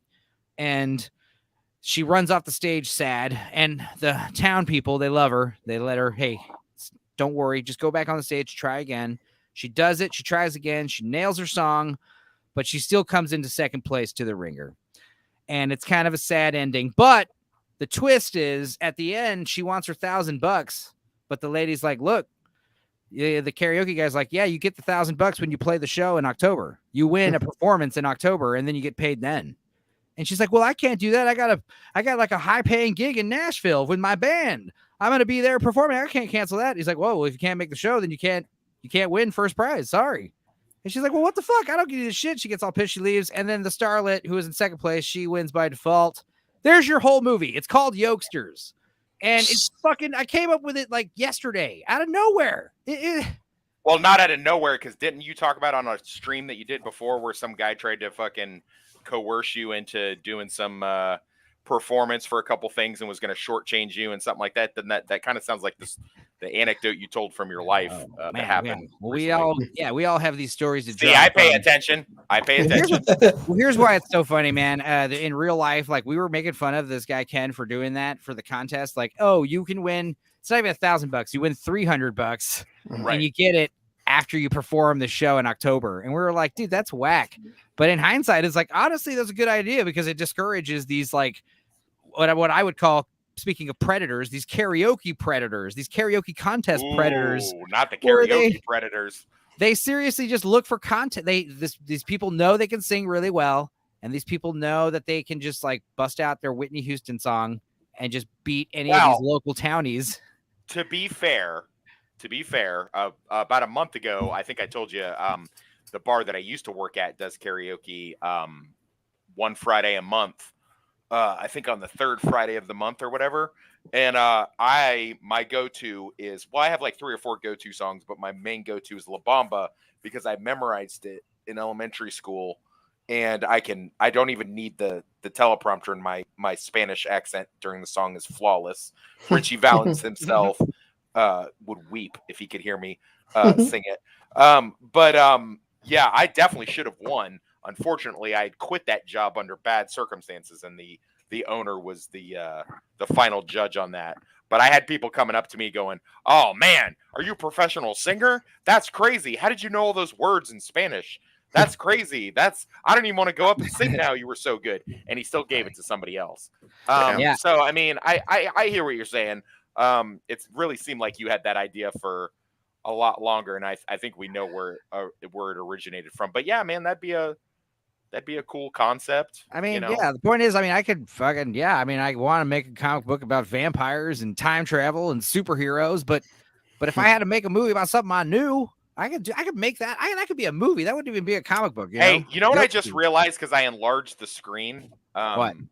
I just realized this chick behind Jim Caviezel Yeah. kind of looks like Kathleen Kennedy. That is her. That is Kathleen. Oh, Kennedy. that is Kathleen Kennedy. Yeah. And then you've got the purple-haired weirdo that is getting the look of disapproval, and then you've got the on the right. You know, I mean, it's funny, but I am looking at it and I'm realizing the Dorkside logo should also be blurry because there's a Gaussian blur on the depth of field. Depth of field is off here. I should have made the Dorkside logo also have. I don't know what any of those. I don't know what any of those words mean that you just said, but don't worry about it. I support you in all of that. Your eyes know. I mean, you know, at the end of the day, Jim Caviezel he's a mid actor. He's not great. He's not a great actor. He's very mid. I do like Person of Interest. I thought it was a good movie. I have liked him in a couple of the things that I've seen him. I don't know that he can carry a movie. He was good in Frequency, even though that was a dumb movie. Yeah. He's also that's a dumb movie. It's a dumb movie, but he acts. Movie. That's like probably the most he acts. I've seen him act. You know, where he actually, because usually he's just very. Like, you know what I liked? You know what I doesn't really talk liked a lot. him in? I liked him in. Did you ever see Deja Vu? No, we were talking about this with Chris, and I haven't seen it, and I need to see it because it's a big time. You gotta travel thing watch for me. that. Yeah. Yeah. I mean, it's typical. It's typical. Denzel's really good. But No, I was talking about that with Russ. Sorry. Yeah, it's okay. I didn't watch it for a long time just because I was like, what is this dumb shit? I don't know, Denzel. Yeah. You might have misstepped here. But then they played it in Iraq because they always had a movie playing in the chow hall, and they played it, and I remember having a coffee, sitting there going, wow, this is really interesting. This is really good. It's not just because Paula Patton shows her tits in it either. We talked about it on the Masters of the Universe thing. That was the thing. You had aborted because it's like we definitely I admit we had a kind of a rough start on that one, but by the middle of the movie we were in stride. And then also Universal Soldier, that's coming out Wednesday. That's the same lineup. It's me, Russ, and my cousin, and definitely a funnier episode. We were definitely on fire on that one. I felt like. Hey, Chris, are you building shit in that room? What's happening in there? Yeah, he's sawing something. Are you sawing your leg off? He's using a saw. Oh my god, yeah. I have my freaking credit card. I was just scratching shit on myself. Like, oh god, I feel it's so dry down here. He's scratching his body. That's awesome. Oh yeah. He's got an itch. He's got a scratch. It's gonna be okay, Chris. You don't harm yourself. It's fine. Here's another funny thing about this dumb movie. I gotta say, I keep saying it's a dumb movie. It's not, but Jim Caviezel, he looks good blonde. I will say that. Yeah. I mean, he looks okay with his obviously not natural blonde hair. But you know what he was a really good actor in was G.I. Jane. He was really good in G.I. Jane. He's very believable in G.I. Jane. I love the whole girlfriend thinks she's gonna come in here and bring her tampons in here and just move in. And I knew so many guys in the service like that. I like I love Passion of the Christ. I mean, he learned all that. You know, I've never watched that. Oh my god, it's a movie. I always joke. I'm like half joking when I say it, but it is like one of my favorite horror movies of all time. It's badass. Oh, wow. Yeah, it's super violent, and god damn it, it's not all violence. I mean, it is mostly torture porn, but they do balance it out with like a few meaningful scenes to kind of add some levity. Yeah, I went to Catholic school. I'm okay. Well, that's why it's cool because I've said it before. It's like my favorite thing about the movie is like I was joking about how when I saw it in the theater, I thought it was going to be historically accurate, and no, it's like the devil's in the first scene of the movie. It's like it's balls to the wall, like the Bible. It's like okay, movie's sick, dude. There's like demons and shit peppered throughout the whole movie. It's crazy. But this is funny. The Sound of Freedom, QAnon adjacent thriller. Yeah, I describe it as a thriller. Seducing America. I like how they put that term in there. Jim Caviezel stars as a hero trying to stop child traffickers in a paranoid new movie turning into a surprise box office hit by Charles Bramesco. Now, this is interesting. Let's look at Charles Bramesco. Wow. Charles Bramesco. Tree jumper. Charles Bramesco is a film and television critic living in Brooklyn, of all places, of course. In addition to The Guardian, his work also appeared in Rolling Stone, The Little White Lies, Vanity Fair, all the usual suspects, you know. So, I mean, Yeah. Take it upon yourself. These Old are the Charles, people. if Charles showed up in the joint, he'd be having to show his paperwork within 24 hours. These are the I can people promise you begging that. I'd us say not sooner, to watch yeah. this stupid movie. And it's like, because they did that, like, I saw it and I did see it and I did like it. But I mean, Jesus Christ, like, if they had just kept their fucking mouth shut, this movie would have just flown totally under the radar. Because, like I said, man, TikTok has, you know, I know you guys don't TikTok. I like TikToking just because sometimes. I love to get into arguments with toxic fucking young chicks on there. You know, the 20-something thoughts that are on there. I love to fucking blast them. And I like kitten videos and stuff like that. But you know, they are promoting every other TikTok is a Sound of Freedom thing. It's either a Sound of Freedom conspiracy with AMC movies trying to shut it down with either air conditioning problems and right now it's a hot topic for sure. Yeah, people are now like confronting. They're making TikToks of them confronting them when they give them passes to the theater. And then people who bought tickets online were told that they're not playing the movie, and then they showed up anyway and found out they are playing the movie. And they're like, why did your theater say you weren't playing this movie, but you are? Yeah. Like, wait, and the theater manager's like, oh, what are you talking about? There's nothing going on here. Everything's totally cool. What do you mean, bro? You know, and so they even had one where somebody pulled a fire alarm, but nobody left the theater. There was another one I heard about. I think it was you talking about it, or someone was talking about it, where it's like they show up. Oh no, yeah. I think it was people in Alvin telling me this, maybe, unless it was you, but I'm stalling. Wasn't me. No, basically, like, the idea is like, oh, the theater's disabled because the AC's out. And they're like, oh, well, can we still see the movie anyway? And they're like, yeah. And then they go see the movie, no problem. And they were like, I think they were saying that to discourage us from seeing the movie. They were. They were. And these weird tactics like that just make people think, even if it's all a coincidence. Now people are going to go see the movie just to see if something like that happens. Right. It's like when people heard that, you know, people watching Exorcist were getting vertigo and throwing up and stuff. So they're like, oh, well, now I want to go. You know, I didn't want to go before. Maybe CNN actually has a stake in the movie, and it's all brilliant, like, reverse psychology marketing. Even then, it's like, still, there's a reason. I think a big thing about it, obviously I'm joking, but I think a real big thing, I'm not joking what I'm about to say, is people didn't anticipate Indiana Jones to be this terrible. I mean, we did. I did. But perform this terrible is another thing. I wanted it to, but we all got our wish, and the movie did terrible. And I think because of that, people were looking at the movies for new shit, and they were like, oh, well, let's see this movie that I heard about on the news several times in passing. I don't even remember what it's about because I just heard Sound of Freedom. Also, how funny is it that, again, more ties to Mel Gibson. Remember at the end of Braveheart where he screams, freedom? I mean, yeah. Sound of Freedom. I'm not going to lie. I did not think this movie was actually going to come out. I had heard that they were going to do a movie like this. And then when I first saw the preview, I was like, oh, they actually did it? Because I really didn't think that. I really did not think they would allow this to get made. I know Blue Collar had said that he had never heard about this movie, but I had definitely heard about it in passing the year or two leading up to its release. No, because like Wes was saying, man, I'm on TikTok. I check it once or twice a day, but like, I mean, I check about 4 or 5 videos and I just pop it off. And yes, I just, in my ether of the TikToks recommended, I didn't see nothing of this. And I checked, so I'm only on the app for maybe like a handful of minutes a day. So I heard about it frequenting all my QAnon post websites. No, well, it's funny, also anyone who like I said, anyone who calls it QAnon, like it's Q. And then, like, you and I and Wes, we're the Anons, you know. That's what it's like. So anyone who says QAnon is a Fed or whatever.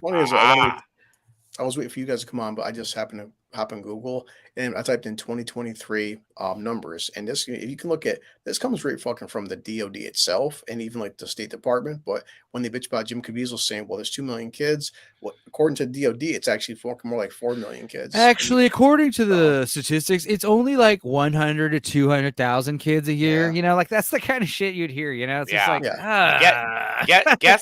guess how many is too many. One kid is too many in my book. If Like, it was we all one kid, we all think children starving to death is deplorable, right? We all Well, agree that shouldn't I happen. just find it funny when these And people it's say, like, sick that it does still happen. what Well, they're trying to say. the same goes for child fucking. I mean, do we really have to spell Wow. this out? Yeah. wow. Yeah, I went there. I mean, if Yeah, YouTube has a Chris. problem with what I just said, Yeah, I will Chris. fucking. Chris, I'll remind you that he was the one lecturing us to watch what we say during Right. the thing, and Yeah, I guess you're the one blowing the doors off. Go ahead, Chris. I think we just can't say anything about like pedos getting the rope and shit like that, you know. But that's it. I'm not even sure what to say. I wouldn't be surprised, by the way, if every stream and video I ever did gets retroactively flagged one day. Don't worry. Well, one day the woke army will come for me. It's just the point I was making that, supposedly the naysayers are saying, like, well, okay, these guys, they're over exaggerating. I'm like, well, if anything, they're actually under exaggerating. It's not hard to fucking do. Again, people on TikTok, you have 35 seconds now. Was it West? Sometimes you can make 4-minute videos now on TikTok. It's 3 or 4 you can minutes. go 6. You can go 6. Actually. 6 minutes, yeah. So you fuckers can do 6-minute videos, but you can't take all 45 seconds and use this beautiful thing called Google and check out different websites. And it's not hard to find these numbers when these guys saying, oh, the fucking film is they're over exaggerating. It's paranoia. Like, no, it's actually going on right in your own backyard, pal. So what the fuck? Like you I talking said, about? I was expecting, like, when they say, oh, this movie's the paranoid QAnon movie, I was like, oh, is this about how, like, there's like allegedly a video of like Hillary Clinton like cutting a woman's face off and drinking her blood? Yeah, apparently that's a real thing. And like it was on Anthony Weiner's laptop. And it's like, that's a far right conspiracy theory. But like when you talk about like this movie is all about QAnon, it's like, oh, is it gonna be all that crazy shit? No, none of that stuff's in the movie. It's just your standard, like I said, trafficking children across Honduras into America for whatever. Well, it's funny, like almost like Wes was saying as to how many is too many. Obviously, one is too many, but they downplay like, oh, what happens? Well, it's not that often. Okay, well, did the kid eat all of his vegetables? But then when these guys break down, like we would always say that, one school shooting or one copy and a prick is too many. But according to the fucking media, they act like school shootings happen 7 days a week, which they actually don't. And they act like there's some massive pandemic. If you count over 18 and 19-year-olds, and if you count gang shootings and people not dying, just being wounded, yes, there's lots of gang shootings, especially in like urban centers. But the whole, so every time some dickhead fucking goes into a school, the media acts like this happens. This is like, it happened 30, 40 times a month. And like, it's not, I mean, no doubt one is too much, but they over exaggerate certain numbers and they under exaggerate other numbers. Like, children being trafficked happens every day. Or just like like fucking one cop kneeling on some asshole's neck. It's tragic it happens, but you guys act like it happens again fucking 300 times a day, which it doesn't. There's no stats backing the fact up. What are the other movies about human trafficking? I know there's like The Wire season 2 that was talking about like they ship like fucking truckloads of prostitutes in fucking into cargo freighters. There's I don't know if they'll touch on this. It depends on how far they get with the Reacher TV show, but one of his major books, one of the more popular of his books, called I think it's Worth Dying For. Is I think it's when he really Lee Child really started getting the Jack Reacher thing off. He's out in the Midwest and he beats up a woman beater, but it turns out there's this whole thing about child trafficking that Reacher gets in there and stops. And and the great part of it is the fact that you know that there's like this, they go from the vantage point of the criminals in that, but you don't know, you think they're shipping drugs because they keep saying the product, removing the product. And then when Reacher finds out that it's actually children that they are that they're trafficking, he just goes in and like eliminates them. I hope that they make a season out of that. Here's a movie right off the top of your head. You got like criminals who are going to go, steal the product from like the other criminal organization. They think it's drugs and they find a crate full of children. And now it's like, oh, these fuckers. Like now the war it just became a shooting war. Like now we're going to fucking execute these gangbangers. We start rooting for these other gang members, that'd be good. But like, other movies, like there's, speaking of Kevin Kline, there's Trade with him and who else? Some Mexican girls getting kidnapped. True Detective, season 1. Yeah. When you do the flashback scene and you find out that Woody Harrelson's character, who was the more level-headed of the two detectives, he finds the trailer with the two kids in it. He doesn't even hesitate. He just walks up and blows the guy's brains out. There's really not a whole lot of big time movies except Eastern Promises, Taken, and then there's Spartan with Val Kilmer. You Were Never Here. Great fucking movie. Great fucking movie. Which one? Spartan? Yeah, Spartan's good. I love Spartan so much. I cannot ever recommend that movie enough. Everyone's always like, Val Kilmer's best performance was Tombstone. No, I like Salt and Sea a lot. Spartan's good too. Spartan was one of those movies amazing. I rented randomly on Hollywood Video on VHS or something, and it was like, watched it and thought it was okay, and then I watched it again like decade later, and I was like, this movie's great. Yeah, I did catch that. I think I was like my third year in the military. I caught that movie, and I was right in the middle of watching The Unit, the TV show The Unit, and it was done by the same guy, David Mamet, and the same book, the guy that helped invent Special Forces. The Unit. He created that movie, and then that TV show is based off of the movie, basically. Well, yeah. So. Speaking of television shows, what would you call this reality television show? You've got a crane to lower fatties in, and then they're in an encampment of a Pentagon.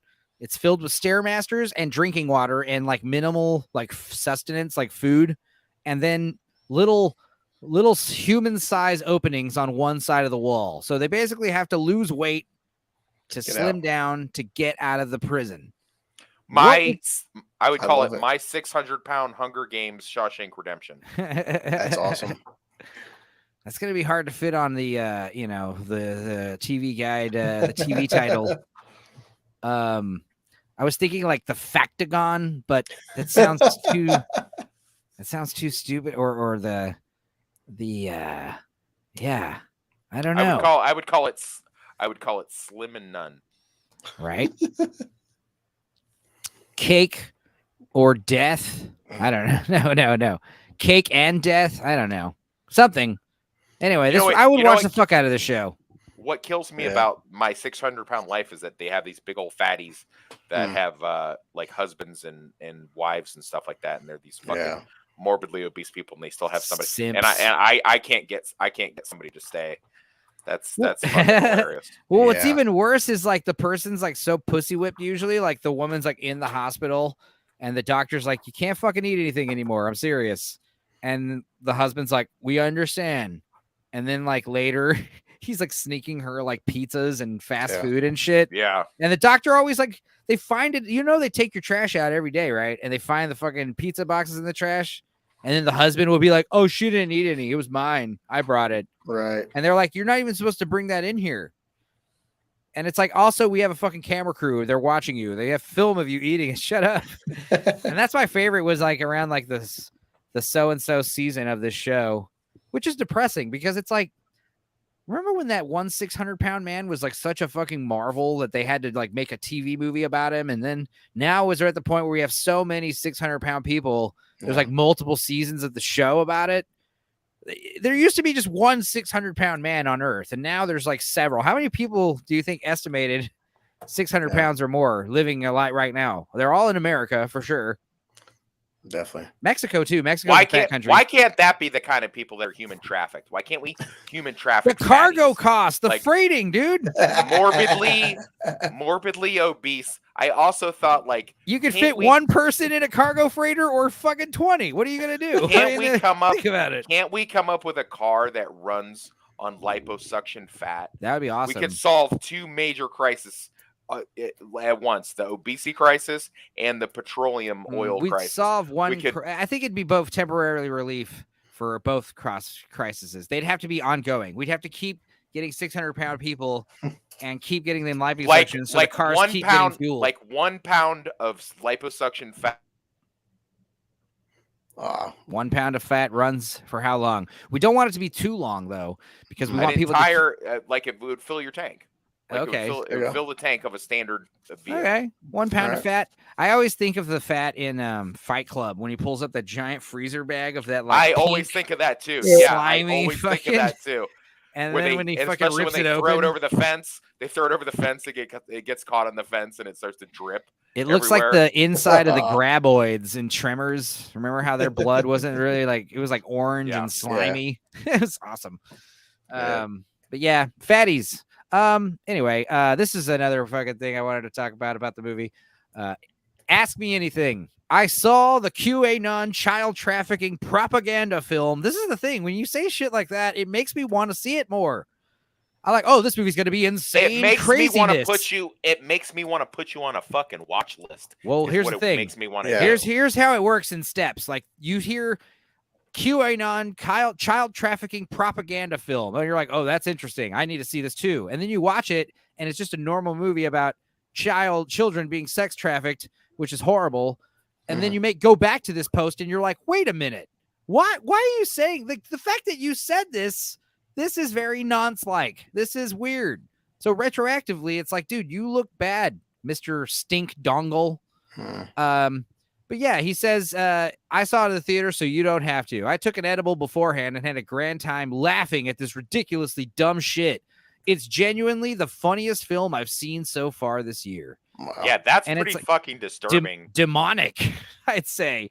That's pretty disturbing. That'd be like somebody saying they watched American Sniper and laughed their asses off when he popped that fucking kid with the AK-47. This movie is so much less tamer than American Sniper, but I mean, American Sniper was pretty tame too. That was a fair comparison for sure. Well, like I said, well, there's something about, it's like seeing any kind of an actor or fictional character, seeing someone blow someone's head off is one thing. But when you start having sex stuff with, younger people, that's a whole different, it's like there's different kinds of like what people consider. Yeah, it's like pushing the boundaries, So I went and I'm sorry, Chris. Sure. I went and saw Gone Baby Gone in the theater when it came out in 2007. And whether you've read the book, which I have, Dennis Lehane is an incredible author. They've made like 6 movies out of his books, and he's only done like 15 books. That's pretty fucking impressive. There's a scene where they have a kidnapped child that they're trying to find, and him and his drug dealer friend, because he's a private investigator, Ben Affleck's younger brother, Casey Affleck, plays Patrick Kenzie. And he gets put on the case of tracking down this kid, and because his buddy is a drug dealer and these pedophiles are getting cocaine, he's like, hey, I've tracked these guys down. So he goes back there with the cops, and it's these 2 other detectives, Ed Harris and another guy, and then Casey Affleck, and they go in the house. One of the cops gets shot. They get in there. They have a gunfight with the main people. And then he gets upstairs and he finds the kid's mutilated corpse in a bathtub. Yeah. And they don't show it. They do it like in quick flashes. And then the guy that did it, the weirdo creepo that did it, is down on his knees begging for his life and going, I'm sorry, I didn't mean it. I'm sorry. And Casey Affleck puts his gun to the back of the kid's head and blows his brains out. Yeah.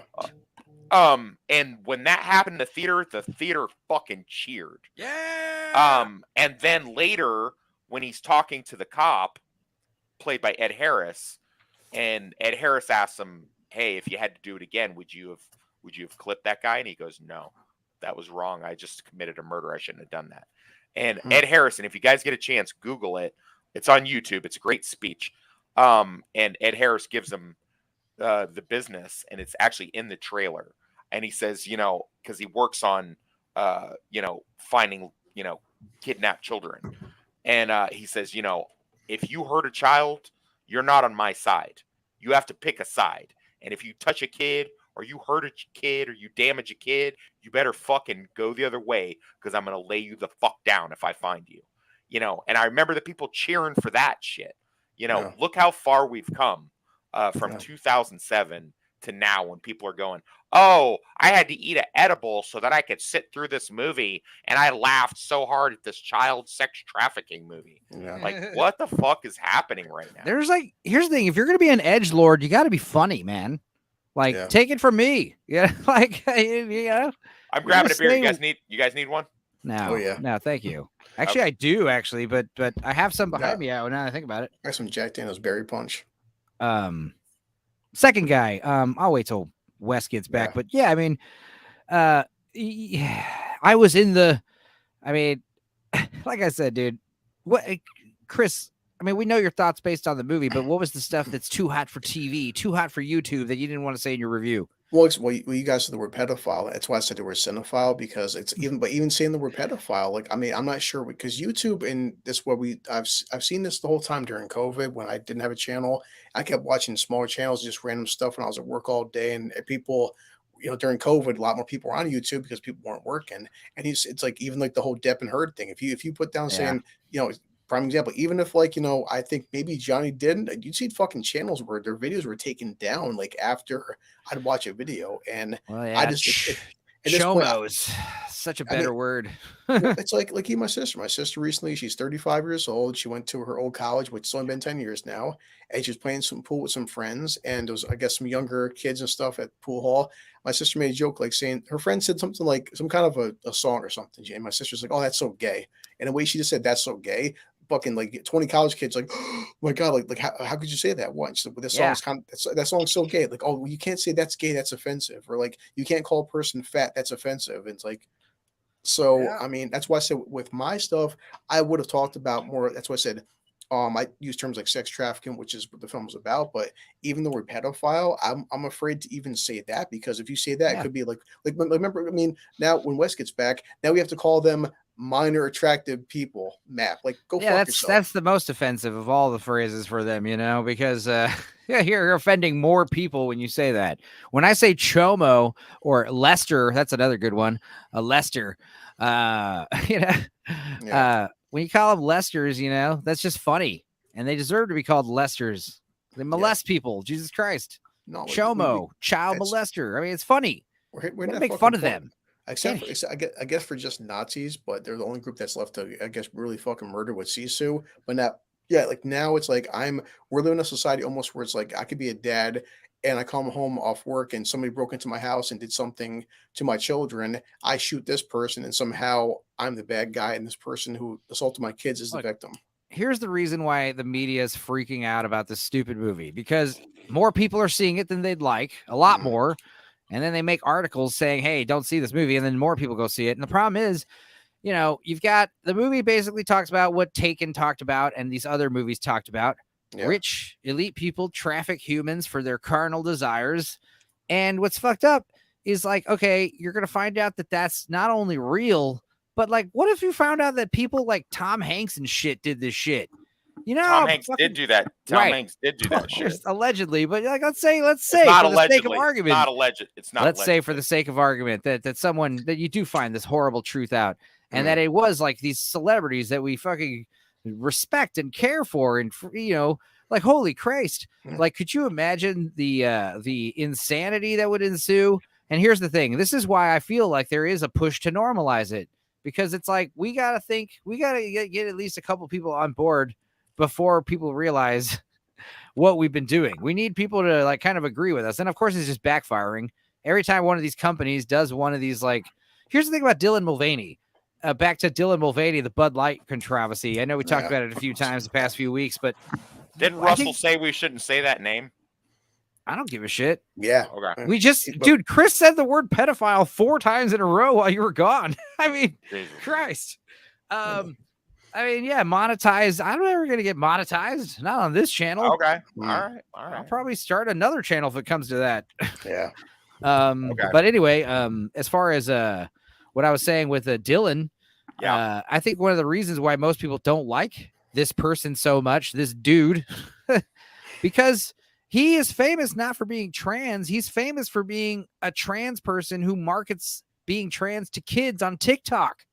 That's kind of the fucking ickiness about him. And also the fact that he acts like what, he does a stereotype of what a woman acts like. But the main reason why he does woman face. Right. Is the best way I've heard it described. He does a caricature of. I think another reason is like he's so famous on TikTok, but because kids are watching this shit. Yeah. And he talks to all his TikTok videos. He talks to people like their children. he's not really he's hate watched more than he's anything else. Yeah. I could agree. I could get behind that statistic. And he's not that famous. Trust me. It's been infamous. blown up. I mean, but again, I went and bought a 12-pack before our stream tonight, and I looked in the cooler at the Miller Lite, and then I looked at the Bud Light. The Bud Light is still completely stocked, and they've got but coupons. It's not on sale for $1, is it? It is on sale for $5 for a 24-pack. For how many beers? For a 12-pack, it's $5. I'm gonna start buying some Bud Light once they get low enough. Pretty soon they're gonna have to just start throwing away the beer because it's getting close to the shelf date. I'll be like, bro, I said this before. I was like, I want to get that shit. Like, bro, I live in Kansas, man. I can't fucking go up to the checkout counter with a fucking thing of Bud Light. I won't even make it out the door, and I can fight. Yeah, but it's like, dog. It's like once you're buying them for like cents to the can, it's like, dude, I could shoot these things. I can do whatever the fuck I want. Marinate chicken with them, just like nobody. And I live in a liberal. I live in what is, objectively considered to be the only liberal town in Kansas. I live there, and I still wouldn't buy fucking Bud Light here. I work at a bar. The only time you ever see Bud Light getting sold is to chicks or our gay crowd. Give a shit what other people think. But yes, I see what you're saying. Yeah, you wouldn't give a shit what anybody else thinks until they put their hand on you. I mean, I don't know how good your fucking fight game is. Mine's pretty good, but I don't need to fight 20 fucking guys. Yeah, you do. Because if you sit there with a Bud Light, guns out here. Oh well, okay, they're fucking Shooter McGavin, but right. If you really Walker Texas Ranger, I prefer to call. You really think you're gonna be pulling a fucking gun out at a bar? Not in a bar. Well. Yeah, I wouldn't go to a bar and order a Bud Light at a bar, but if I was like getting a crate, like 2 shopping carts full of cases of beer, and they were like $5 a piece, like I think it'd be no time at all for someone right behind me to be like, I guess I'll get the other pallet of beer for fucking $10. I mean, what? I mean, shit, I don't want to be losing money here. Listen, they had plenty of chances to backpedal and fix this stuff, and they wrote it. They wrote it as far and as hard as they could with this shit. They had the liberal spokesperson come out and start saying all this shit. And, again, nobody is really in 2023 against gayness. Because you know what? Gay is the standard. Gay is the vanilla. It's when people start going, hey, we're going to do a sex show for your kids. That's when people start going, nope. Too much. You've gone too far. I don't want my kids looking. I mean, my girlfriend is in prison, and she has been in prison for 2.5 years. And I told her about some of this stuff that's happening out here because she doesn't have access to social media. She doesn't have access to the internet. So she doesn't know a lot of this stuff. So when I tell her these things, I'm like, I doesn't believe you. Right. Yeah. The elementary school is going to decide what gender your kid is because she has a kid. And she's like, what do you mean? I'm like, if you tell your kid they can't be trans. All kids are they, them now by default. And, and they go to their teacher and say, my mom doesn't want me to take these inhibitors. You can lose custody of your kid. Yeah. So, I mean, that's pretty, she's like, that's crazy. I'm like, that is what is happening right now. And I was like, and you're in a liberal she's from Idaho.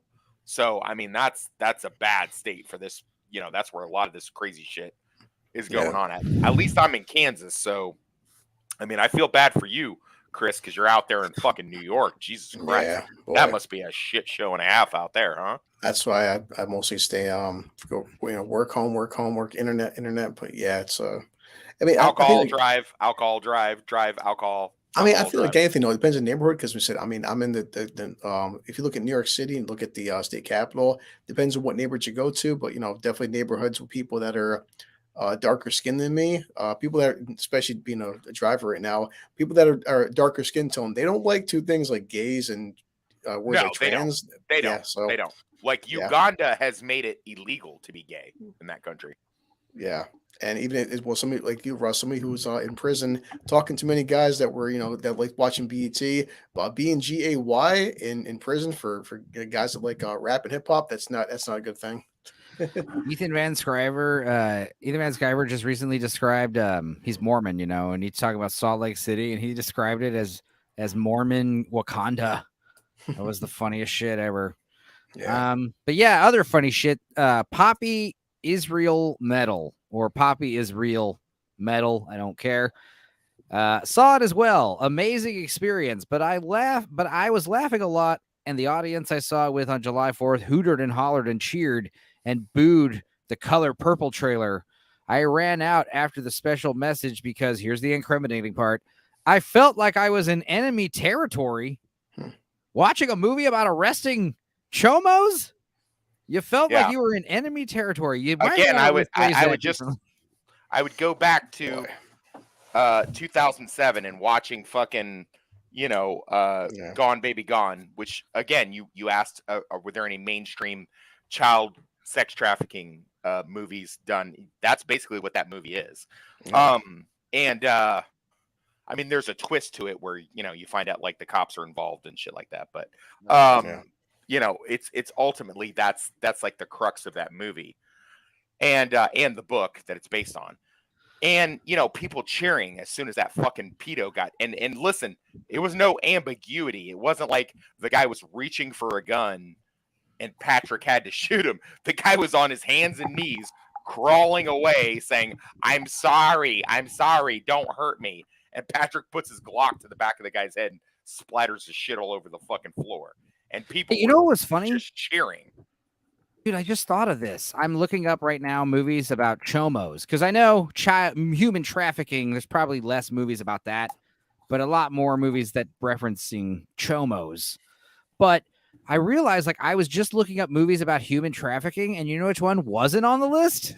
Fucking what we're talking about. It's like, wait a minute, why is it not on the list? It's like, well, okay, maybe they haven't updated the list just yet, but Jesus. Why are they trying to suppress this movie so much? It just makes, like I said, Streisand effect. But anyway, what are some other movies that are about chomos? I mean, there's Mystic River, Spotlight, the one about the Catholic Church. That was good. Sleepers with Kevin Bacon. By the way, Mystic River was also written by the guy that wrote Gone Baby Gone. And then The Town is the other one from them, right? No, he did not write The Town. Okay, but it's like the town was shit. I can't remember that guy's name off the top of my head. And one thing I talked about in the past with people was about the whole internet and anonymity and stuff. And I get that everyone has a right to have their opinion. And guys like this right here, the R Blankies, Stinky Dongo here, when he says he has that right, I still feel like if like Facebook, myself, Wes, Enzo, we put our information, our pictures out there. If you're gonna say something this fucked up, at least have the fucking balls to put a profile picture up. And I still feel like you can say something this fucked up, and I should at least have the legal right to just slap the shit out of you too. I would love for a friend of mine to like come across the stream and be like, guys, do you know that Enzo's over here spouting hate speech? And then they'd watch this stream and be like, what? What are you talking about? It's the whole thing, let's say with freedom of speech and freedom of consequence. I've done a podcast with several friends that are black, and they said, I won't say it, but any white guy in America could walk up to a random person on TikTok or in the street and say the N word. You have, technically speaking, there's no laws against saying that word. But also, if you do that in common public, you might get your ass whooped or killed or shot or stabbed or something. So guys like this, if you were to say this shit out in the street to by all means, what this guy's it's like Mike Tyson said. Like Mike Tyson said, the internet made people too comfortable with not getting the expectation of getting punched in the face. Because this guy just, he just fucking tweeted, go ahead and say that at a town hall or a fucking at a parent teacher conference. Say shit like that. Right. And again, I'll reference Mr. In Between. He said he gets in trouble.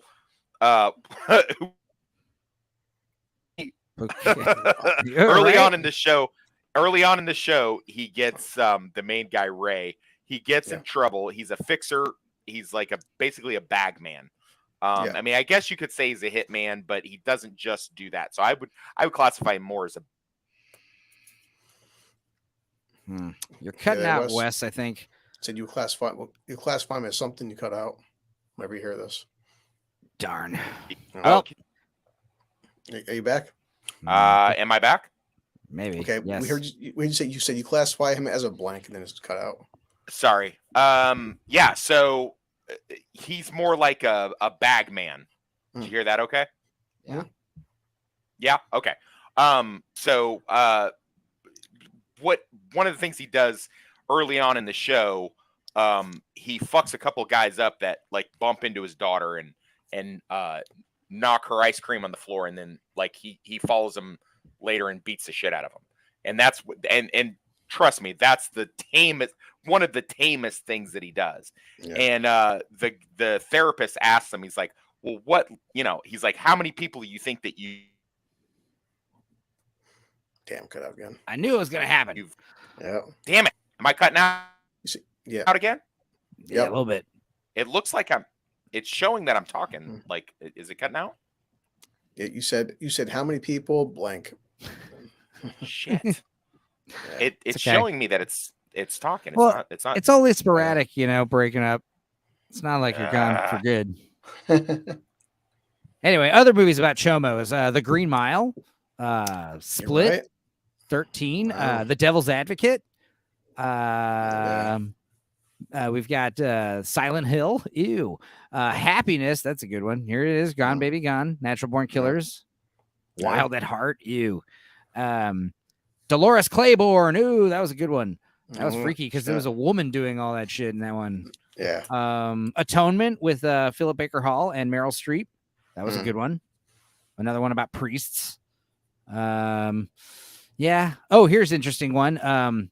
Number 50, Human Trafficking, starring Mira Sorvino, who was in this new one, Sound of Freedom. So yeah. West left.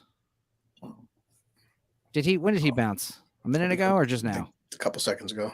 Damn. Well, he'll be back, I'm sure. Yeah.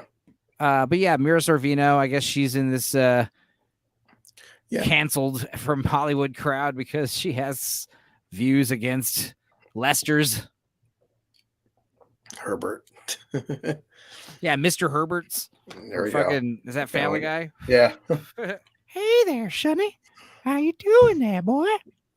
My friend Elliot, he does Herbert's voice like verbatim. Like he'll hop in like Xbox and see it and random game chats. It's fucking hilarious. He does it just perfect. Like seems like one of those easier voices. I mean, mine sounds more like Mr. Hanky, honestly. Hey there, Kyle.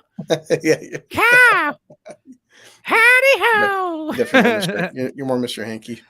My favorite Mr. Hanky joke is where he's like dying and he's like, Kyle, come closer. Closer.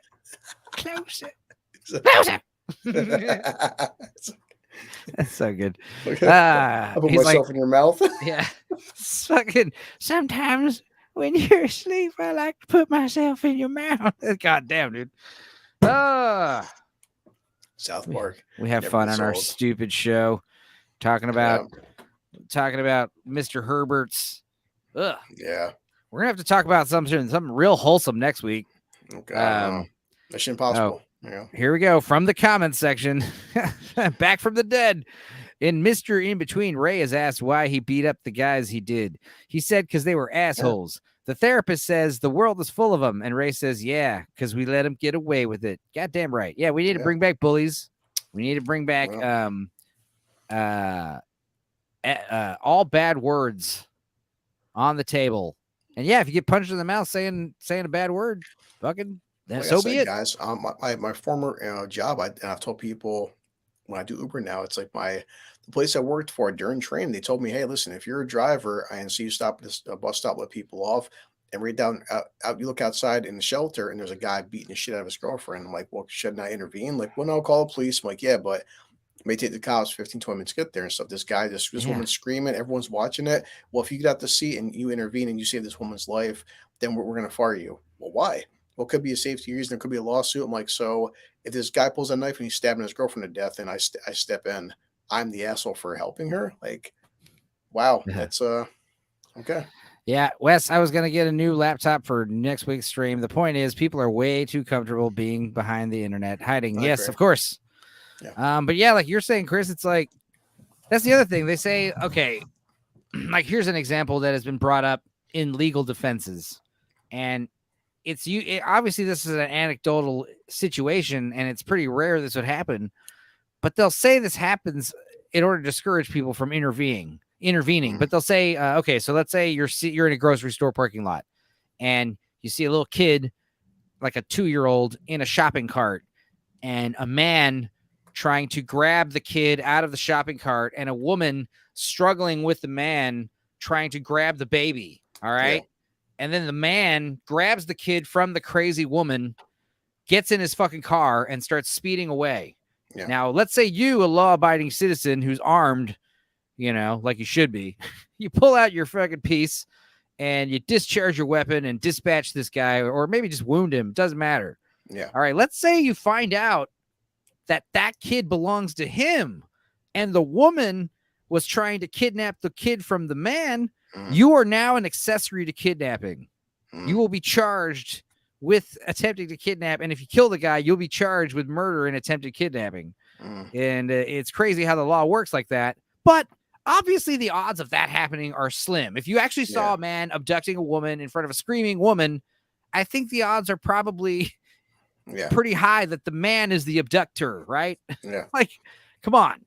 That's why. But anyway, I can't see a situation where it's like, hey, Chris, well, here's the defense wall. When I see a guy who's 6'2", whatever, 285, beating this, just punching him, making bloodied, fuck his girlfriend who's like 5'2", $120. I can't see any situation where you can talk your way out of, like, why is he beating the shit out of her for? Where she had it coming. Well, she tried to rob him. It's like, yeah, but at a certain point, you're like, you're basically two wrongs don't make a right. Like, hey, she's had enough, bro.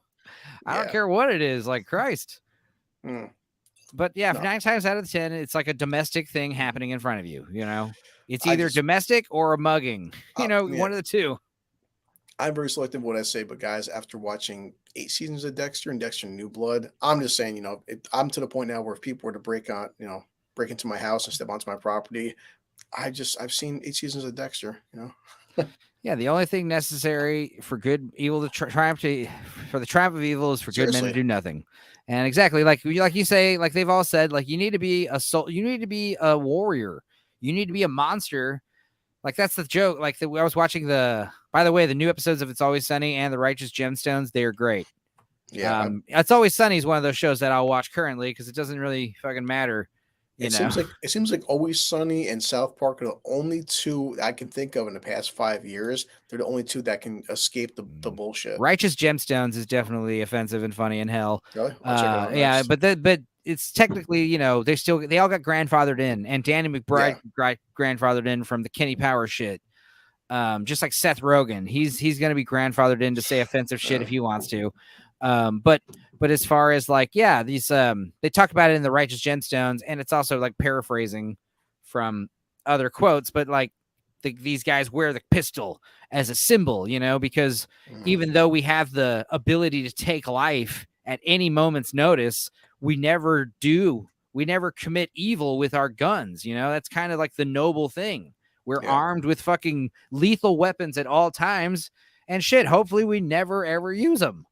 But Christ, be willing to use them. Like you have to be, like I said, you have to be a monster, a murderous killing machine, and you have to keep it in check. It is your job. You can't be just like a pussy waiting for someone to save you. And you also can't be like a tyrant or a maniac going crazy and doing whatever you want, taking things too far. God damn it. There are no more noblemen. There are no more heroes. It's again with like the whole Superman debacle, we haven't gotten a true depiction of Superman, and I feel like it's actually affecting the youth and the psyche of the pop culture sphere, Yeah. Sad, but that's the scary part of this movie is they would show footage, like actual real life camera footage, and how often it's like, this could be a major fucking city, just some woman, just people just grab kids in the middle of the street, nobody cares. Oh yeah, I mean anybody who peruses, actual like uncensored news sites, that show you like graphic videos and stuff, like dude, child abduction and fucking crazy crimes like this are not uncommon. In fact, they are common, especially in certain parts of the world. Yeah. It's just one of those things. And like, again, like this movie, I would still give it like a B grade, passing with good, it's not a flawless film, but there's some great images. Like for instance, just the image of like the 7-year-old girl with a fucking tattoo on the back of her neck. Like just that image alone is like Yeah. crazy. That's like something you could see in real life. You know, if you were like in Latin America, you saw a little girl with a tattoo, like that would be weird. You would be like, all right, I'm going to leave whatever fucking place this is. I don't want to know.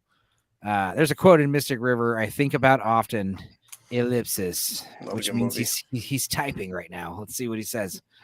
Let's see how he the older sergeant suggests that all chomos get put on an island. First offense, no exception, till they all die out. Yeah. I mean, why waste the real estate on them, though? You know, bullets are cheaper. Yeah. The rope is the cheapest.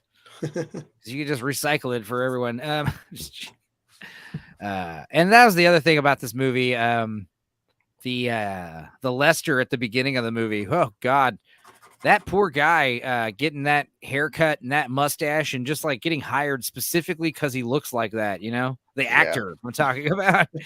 You got to play a guy who does the most depraved stuff on the internet, the kind of stuff that will get you arrested for. You know. You know how you joke about how like, oh, like, you know, the dark web, you know, most people don't even know what the dark web really is. Yeah. I've never, you know, been on any quote unquote dark web. But that being said, I think when we all figured out that weird shit about what was that furniture company that was doing the weird shit where they had like weird furniture listings by the name of like random children. Or they had like they have like the front. Really? Yes, it was Fairway or what's it called? It's like a big one. Mayfair. Mayfair. That sounds right. Huh. That sounds right. Something like that. It was that long ago where I don't even care. It was probably like 6 months ago, and like time is just moving so fucking slow, you know. Yeah. But the point is, like, yeah, they had Wayfair. That's what it's called. Jesus Christ, Wayfair. I think that's what it's called, Wayfair. But they had weird, strange, another thing that the media was just missing is far right propaganda. But people were noticing that a lot of these obscure listings on this furniture store website, this very large furniture website, was like they were listed as like weird names of like people, and then they could find you know, evidence to suggest that they were referencing people for sale, because like it would be like a dresser with like a person's name, and then it would talk about weird descriptions of it, and then they would be listed for like $12,000. And there was like hundreds of them like that. Wow. And obviously they just wrote it off as like weird glitches in the website, which it could have been. But I'm just saying, if there was a dark web, that's how the dark web would operate, like covertly under, you know, pre-existing large websites. Like you find out about all the stuff that's going on Twitter and Facebook, you know, and when Elon Musk took over, he was shocked to find out how much like Lester stuff is on this website and how much is like allowed to be on this website. Twitter. Blue Collar will tell you in the joint, if you're a white guy without tattoos or gang affiliation, you are automatically suspect as a chomo. And he's not wrong. Oh, I was accused of that on more than one time. Because remember, I mean, I was still younger. I was clean shaven and stuff. I had this before my LASIK surgery. I had glasses. I mean, people make the joke Harry Potter. Like I had the Harry Potter haircut without the fucking scar. But yeah, just because if you walk in, especially if you got glasses and you're a white dude, you're just automatically accused of that. Like that's how it prison. I mean, well, jail time then prison. It's just busting your balls, I guess. Yeah, no. Like Wes would know this. Your rap sheet, your rap sheet is like your fucking. That's your lifeline. You carry your rap sheet with you at all times because that's showing why you're here for. Or you hide your rap sheet if you are one of those guys. Yeah, the Wayfair conspiracy theory. Yeah, it claims it originated in the QAnon community, many of whom believe the far right conspiracy theory. There's a secret plan. Yeah. Well, so the Q stuff. If I were to break down the Q stuff, what it is. Or what they think it is. What it definitely is a psyop. It's a psyop, but like it's debatable whether or not it's a good psyop or a bad psyop. You know, people think it's a bad psyop because it's used as a distraction to make us think that the military is going to rescue us. But other people think that it's a psyop used to kind of get us used to like asking questions and not trusting the mainstream media, which it was doing. I mean, that is what it did. I mean, seriously. The Q post came out in like 2016, and it's all like weird garbled gibberish with like wrong dates and inaccurate predictions. But as time goes on, a lot of these posts end up coming true retroactively. It's called deltas. It's weird. Yeah. It's all very so even if it's one of those things where it's not real, it would make the best movie ever. Yeah, you have to show your paperwork in the joint. You do. Yeah. Yeah. I can tell you what I'd be in there for. Probably like fucking weed. But now it's legal, so I couldn't imagine what I'd be arrested for. Yeah. Well, that's the scary part, though, man. You may, and I've gone through that talking about people that how many guys did 10, 15, 16 fucking years for being a wife beater, or they wind up like, supposedly murdering their wife before DNA. And I pulled up TikToks. Westminster TikTok. I pulled up TikToks where it's like some guys like, hey, this guy did 5 years because he was accused of doing things to the 17-year-old girl, and why he's doing a 5-year sentence. And a year in, she's like, hey, listen, Your Honor, I was 17, I fucked up, I made a mistake, and I was at fucking fault. And and that guy, he would not be fucking released. He has to finish the rest of his time. But the whole time he's been down, everyone thinks he's some kind of a person towards children, and the fucking girl lied. Yeah. Well, it's also what you were saying about like this idea that like not about oh god, sorry, I'm getting distracted by Wes's comments about Wayfair. Yeah, Wayfair, I was talking about it earlier. I love showing off his rap sheet paperwork though, but he did in the joint. This is funny though, because it was like one of those things I was definitely thinking to myself, it's like we're gonna do the prison talk every episode, I bet, especially on this episode. Came up a lot. It's good. Oh yeah. But as far as like what you were talking about earlier, what were you talking about earlier? God damn it. Well, I was just saying about that house because I see my friend Big Al. We talked about on the podcast is more stuff about people being accused of things, and people, again, it's more frequent than people think. There's a lot of guys right now as we're talking that are doing a 10-year sentence for something they did not do. Because somebody accused them of something. That's why the whole Johnny Depp thing, right? More and more people, men and women, became such a fucking big thing because it wasn't just about Johnny Depp. It was the fact that how many 50 fucking million guys across America and the world don't have Johnny Depp's resources that are in time right now. Yeah, and the same thing about what you were talking about earlier about the the killer. They were accused of killing their wife, and they spent so and so years in prison before DNA evidence. Made the show that they were innocent. But it's one of those things where it's like police officers, they're assholes usually, and they just need to fucking fill their quotas, and it just looks better on paperwork when they arrest someone, and it usually is the husband, to be fair. Jesus Christ, it's always the spouse, almost always, Like, why wouldn't it be the spouse? 9 times out of 10, it's probably the spouse. Yeah, the fucking cops will show up and to be a husband and wife there, and the husband's fucking full of blood. He's fucking like he's gush where he's on the ground, his stomach's wide open. Even if he was out of town and someone else did it for sure, it's like the spouse might have hired them. Like the spouse is always fucking prime suspect number fucking 1 and 2. We said with the whole husband wife thing, it's the wife's holding a fucking butcher knife. She's butcher knife, no marks on her, and she's got a shotgun in her other hand. And the husband, and he's the one guy's ass handed to him and stuff, and they want arresting him. Well, yeah. I remember a freaky story. That was the thing about growing up too. We used to watch people talk about like the murder shows nowadays. Ooh, true crime stories, It's like, dude, when I was a kid, we used to watch Autopsy. All right. Yeah. Like they would literally it was like true crime detectives with like actual photos and videos of like fucking dead bodies and cadavers being fucking cut open and crime scene photos with like viscera everywhere. There's some good ones on there too. And I remember a good one was talking about how the woman, wife and kids were brutally like fucking stabbed to death multiple times. And the husband went to prison forever, right? And they found out retroactively, not through DNA, but through forensics, they realized the wife, she had no defense wounds on her arms. And they realized like this woman stabbed her children to death and then managed to stab herself like 36 times. Yeah. Because all of her stabs were like localized in the chest area. And the husband was brought out, and it was like unbelievable. People couldn't believe that a human is capable and willing of stabbing themselves so many times. But it's like, dude, you have no idea what a human's capable of, especially after committing such a heinous act on your own 2 children, And like that's the kind of shit we would watch when I was like 8 years old. You know what I mean? This shit was fucked up, and it's shocking, and it always stayed with me. And I remember another good episode I say episodes, but they're really like 3 or 4 stories per episode. But like one of the good stories was like killer. They found like white hairs on the scene of the crime. And one of the suspects they noticed had like a white cat. So they literally like staked the fucking yard and waited one day until the cat was outside, grabbed the cat, pulled hairs off the cat, DNA matched. The cat basically got his owner fucking locked away for prison. Oh shit. Pretty cool stuff. Damn cats. Yeah. There was another crazy one, and this is like why Autopsy was awesome. Yeah, like Faces of Death. Faces of Death was a little too much. Oh my god. But yeah, it was like America's most extreme home videos. Like I got all those crazy like car crash videos and shit. Dude, I still find those, man. They're hardcore.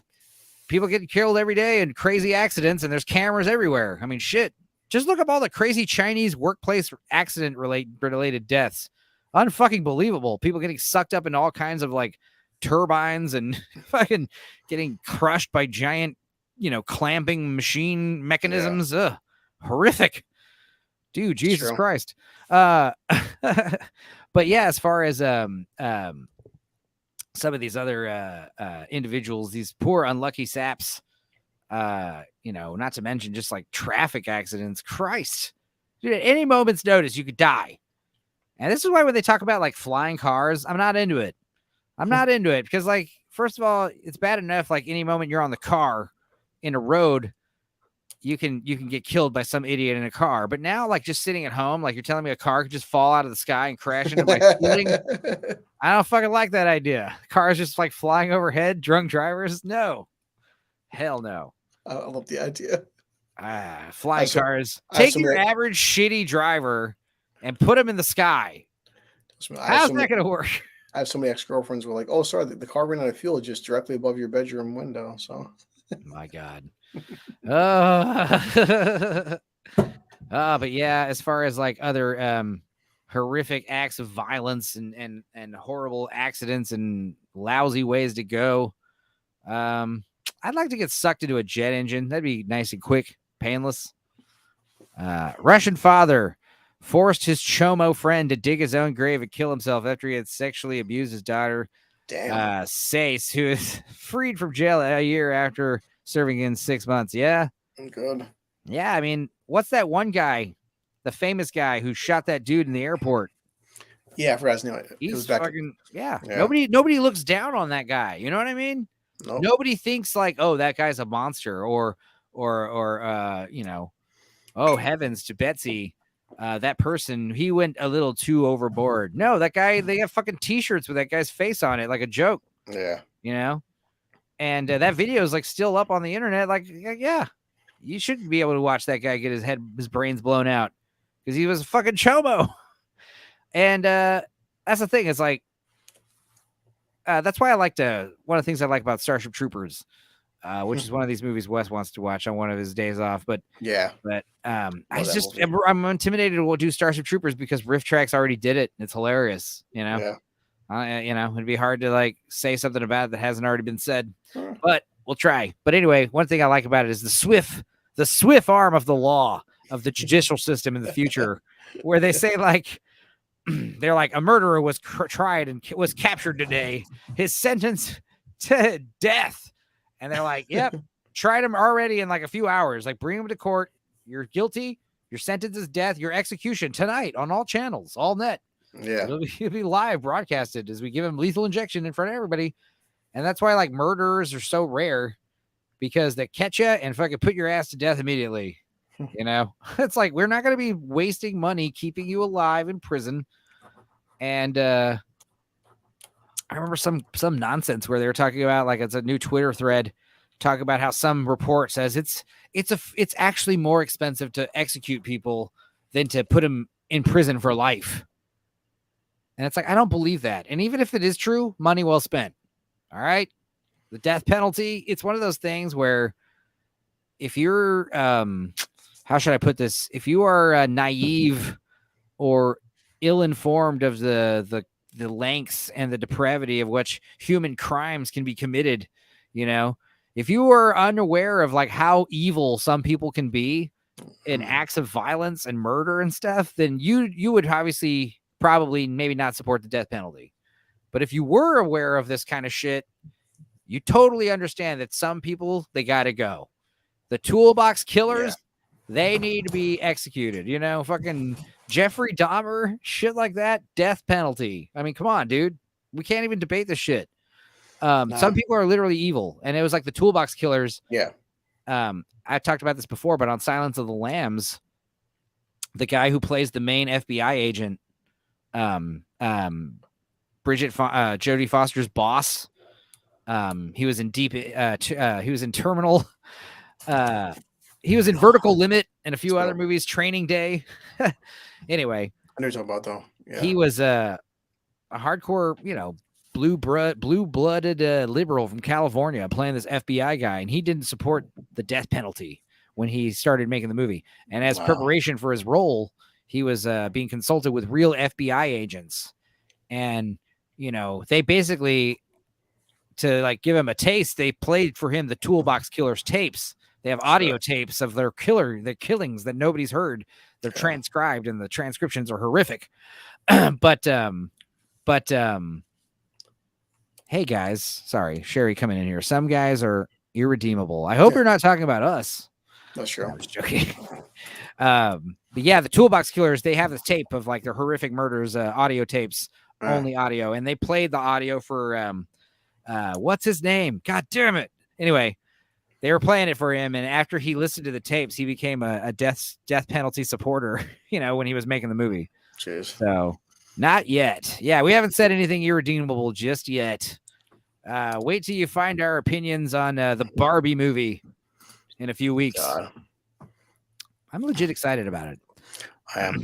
I want you to talk to Wes. I'm going to do a quick bathroom break. Yeah, if God would make a deal with me so I could unperson all weirdos that hurt kids, but in exchange, I'd have to spend eternity in hell. Fair trade. Done deal. Yeah. Yeah. It's the point of being a hero, sacrificing stuff. Like, yeah, I mean, that was another thing. Another freaky story from Autopsy. This is another kind of tying in with what I was talking about earlier. They found this woman's killer. This woman was just basically found murdered on the street in a dumpster in an alley somewhere. And yeah, she was graped and tossed aside like a hunk of meat, like a sack of potatoes on the road. It was horrifying. And she was a large African-American woman, heavy set, and they show photos of this shit. This is why Autopsy was cool. And it's that crazy guy, Michael Botten or whatever. He's like the main autopsy doctor for all the episodes. He's like doing his New York accent he talks about how they take this woman, put her on the table, and they show all these photos. They cut her open, and there's totally like undigested like hamburger meat and peas and carrots, like totally fresh, like not even 10 minutes, 20 minutes in her body. All right. And they're like, okay, well, she was murdered around this time late at night. So somewhere around there, like there's a place where she can get this kind of meal. And sure enough, there's a fucking 24-hour late night diner right around the corner from where she was found, a few blocks away. And they go, and there's a cook there, and he has all kinds of priors for this kind of shit. SA crimes, whatever you want to call them. Yeah. And sure enough, they just did all these tests, and they found out it was him because of his dental mold. Because for some reason, not only did he murder this random woman who came into his restaurant, and she asked for a meal, and he fucking gave her the food as a line cook, and then got off the shift, followed the bitch out to some alley, and did the dirty fucking shit to her. Did her dirty like that. Damn. And not only did he do that, but he also bit her several times. Jesus. And they were able to find out it was him because of his bite marks. And it's like, dude, this person, I don't know what the reasoning is, but Jesus Christ, like if you're talking about like wasting money, keeping him in prison alive forever, what the hell? Or even 30 years, waste of time. He's just going to get out of prison and probably do the same shit again. That guy is like the person I'm describing is an animal, a maniac, a monster. Like, Jesus Christ. Do we really have to talk about this? Like, I mean, come on. Why are we wasting money keeping these people alive behind bars when they should at least be like corporal punishment, for Christ's sake? Like, cane them, fucking take a couple of their fingers, something, they can remember never to do this thing. This idea of like cutting people's hands off because of like thievery, like we're going to have to get to that soon enough because of like how bad the looting's getting. Yeah, really. Oh, Ploush. There you go. I should have remembered Ploush because it's I got a friend with the same last name. That's who it was. Ploush. We all know the story about Mr. Ploush. Revolver. Yep. Watch the video. It's it's like with the Bud Dwyer, like the early 80s gore caught on tape. But yeah, I mean, that's kind of the point as I was with that graphic fucking hamburger meat story. It's like, dude, there are people out there that are sick. Yeah. There's something wrong with them. And it's like, I don't even want you to get better because then we got to just deal with your ass after that, after the shit you did. Yeah, really. You know what I mean? Like, I can't be like acting like you're cool after you did some heinous shit. 100% agree.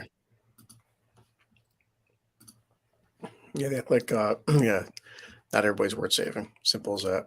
Yeah. You hearing a buzzing or anything? No. Not a me. It's the air conditioner behind me, hopefully. Or the TV just started emitting a buzz for some reason. I'm just down back in the basement. Oh, yeah, this is why he's a hero. Mr. Ploush received 300 hours of community service and no prison time.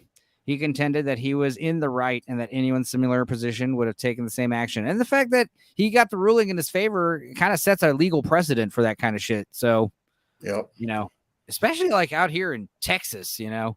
Ploush was like, where did that even take place? Was that in Florida? Westwood, no. One of the cooler states. Anyway, we got 3 people watching in this ungodly hour, listening to 2 drunk dudes talk about Lester's. Let's talk about this movie some more. Final thoughts on this movie that I did like, but like I said, I prefer, like I say in my review that because all people mentioned that like they could have, if they wanted to, you could have had an actor say 25 because they do it all the time, play like say a 16-year-old or something, and they could have went pretty graphic with this shit, and I'm glad they didn't. No, of course. That would have been distasteful and weird and just kind of being like, shock value, not cool.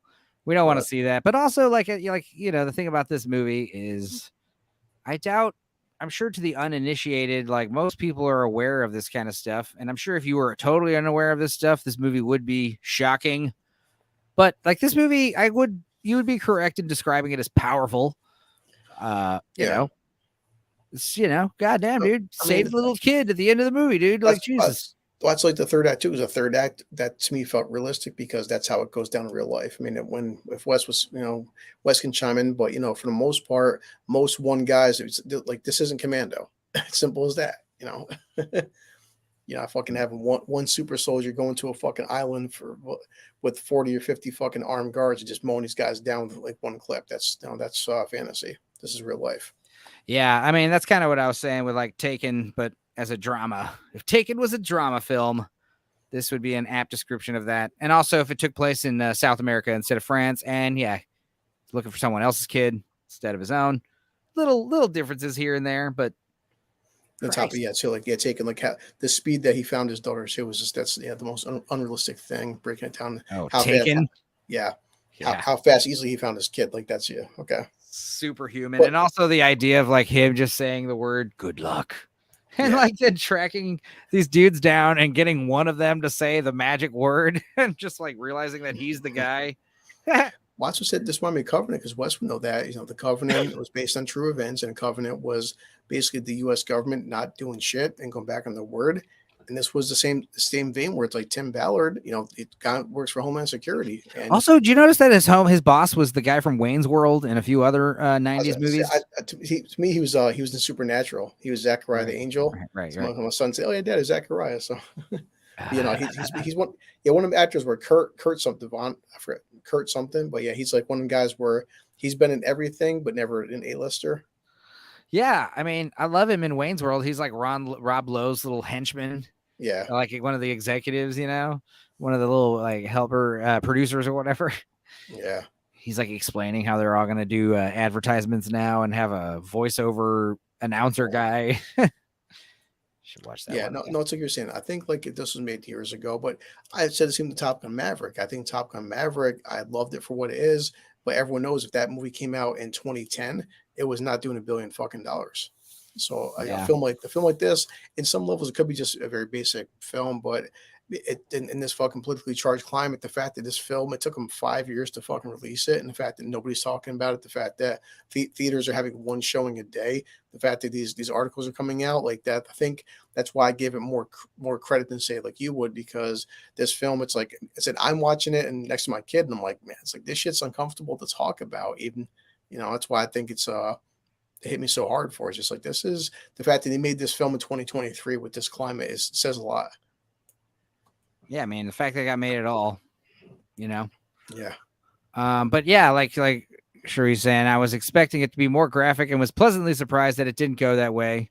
It was impactful and not filled with gratuitous violence. Like, yeah, I agree. But like I said, the way it was described, I was expecting it to be off the wall insanity. Yeah. But it was actually quite tame, which is why retroactively, I'm just kind of like all these people bashing the movie saying it's all far right Looney Tunes. I was like, that movie sounded pretty grounded in reality to me. Yeah. I don't know. Yeah. It's like the fucking the naysayers are like, this was marketed to be an action film, which is not. And when the guys were saying, oh yeah, this is like a superhero film for brain dead dads, and this guy, no, watch the film, bro. There's not these big elaborate gunfight scenes. Yeah, exactly. Yeah, superhero film. I mean, come on, dude. Like, wouldn't it be cool if you were just walking down the street and the little kid was like running in the middle of the road and you fucking dived out of there and got him and you out of the way of a fucking bus? Yeah.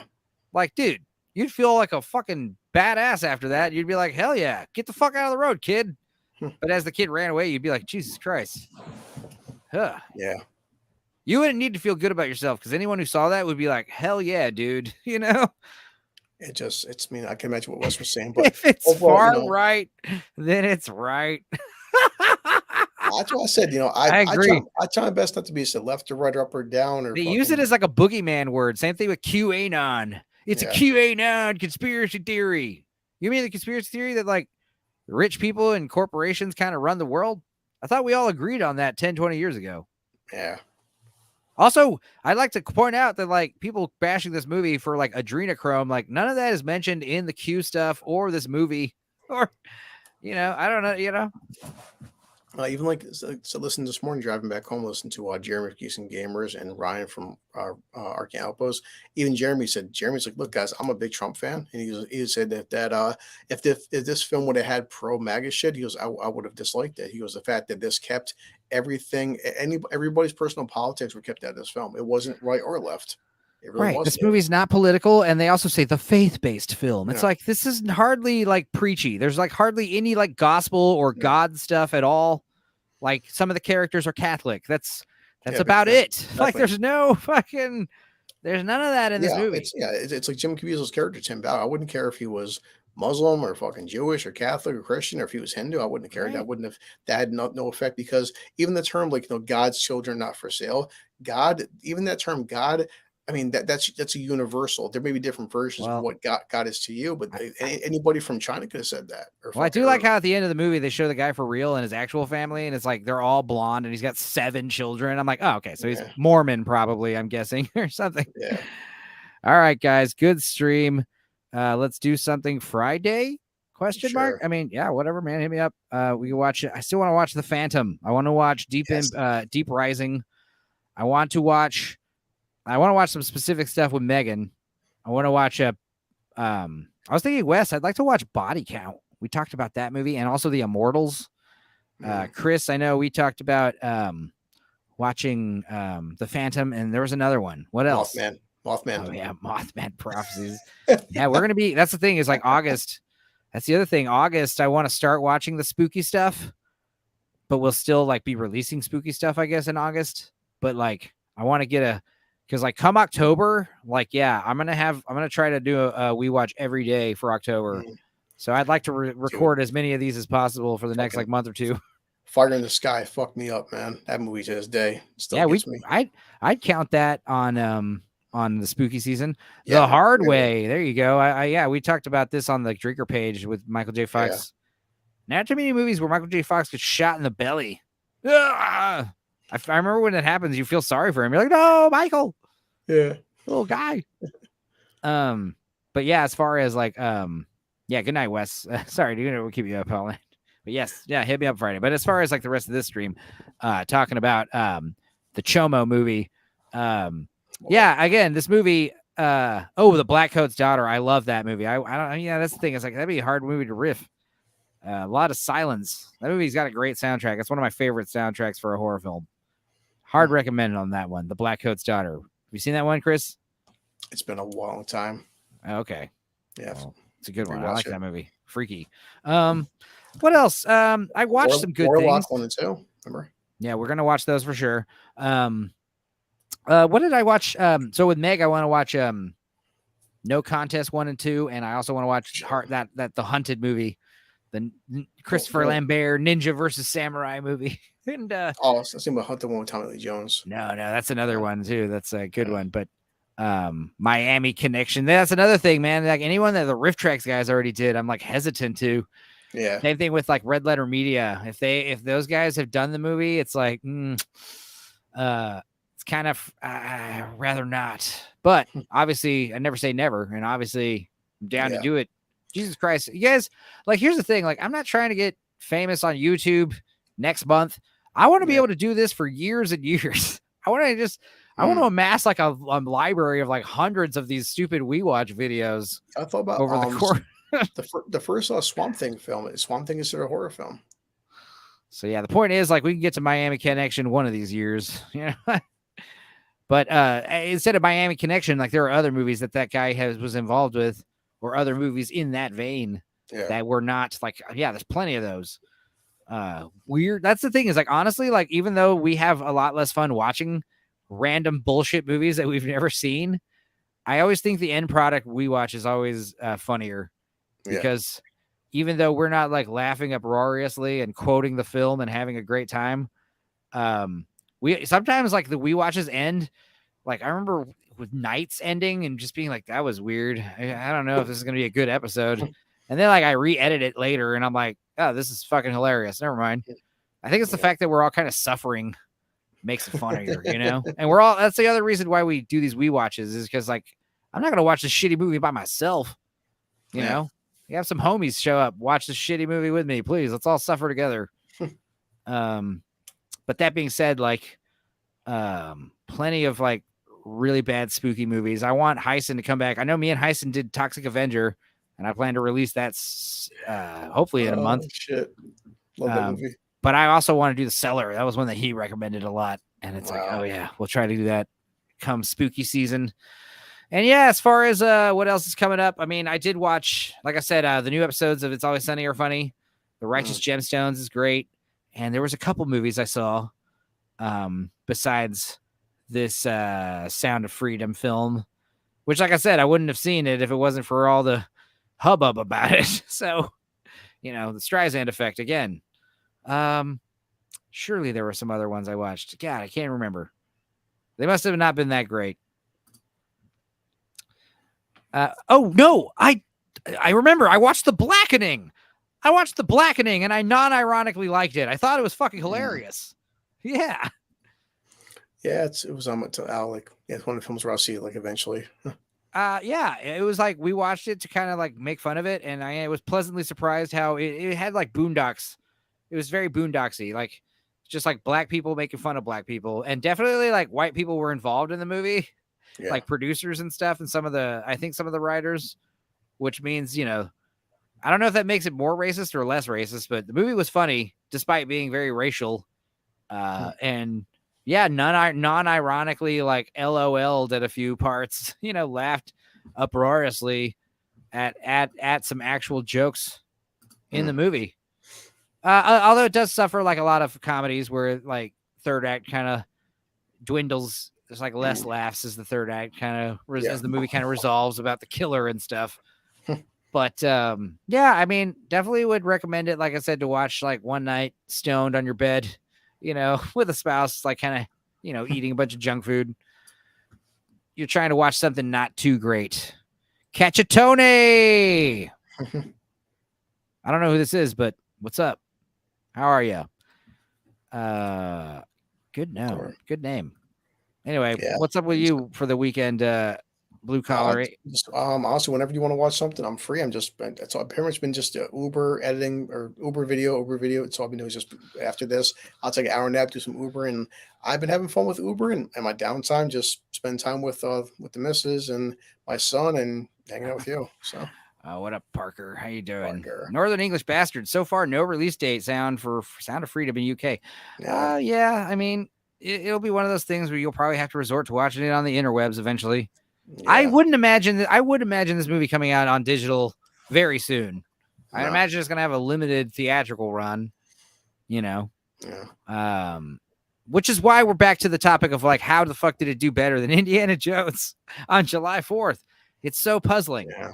Like, because this movie was good, and I understand it's a hot subject right now, what with the Epsteins and stuff. But is it really is cinema?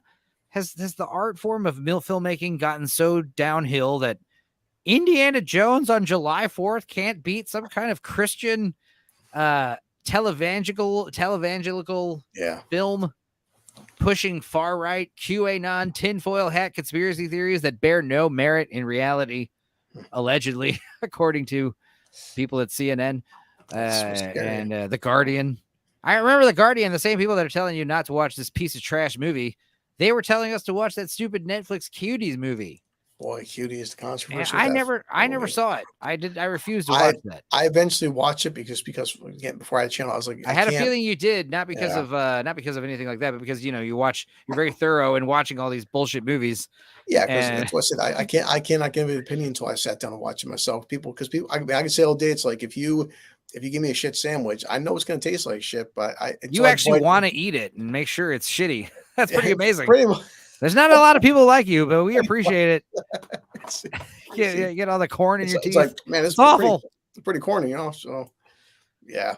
That's what we said about integrity. It's like if I bought a bottle of fucking Crystal Palace or something, you'll see me like, guys, here's the seal. I'm unsealing this bottle. I'm pouring it. I'm drinking this cheap ass fucking vodka. Watching. That's why I like you and your opinions, Blue, because like you are, it reminds me of Idiocracy with Luke Wilson's character, how he's just like run of the mill, the average Joe, and like I feel like your opinions on films are pretty baseline, Yeah. Like very rarely are you going to have a controversial opinion about a movie. Usually it's like, yeah, you liked a lot of shit. You like a lot of shit that some people, don't praise. Yeah. I've never heard you hate on something that we're like, what? Yeah. I don't know. I think it's smart enough to like. I'll say a million times. I'm not going to pretend like Transformers or Fast and Furious are better films than like a Quentin Tarantino film. But also in terms of like, let's say a film like Logan. I think Logan's fucking amazing. But if I seen a Fast and Furious 5 come on TV or something, I'd probably watch Fast and Furious over Logan because Logan's so powerful. I don't want to watch it again. It's so impactful. Yeah, again, there is like a quaintness to the fact that like you come on your channel. And all your videos, most of them are positive, whereas like most YouTube reviewers, and that's the thing is like I wouldn't describe myself as like a YouTube reviewer, but like most of them are it's a lot of negative stuff, a lot of hating because that's where the views are, the outrage clicks.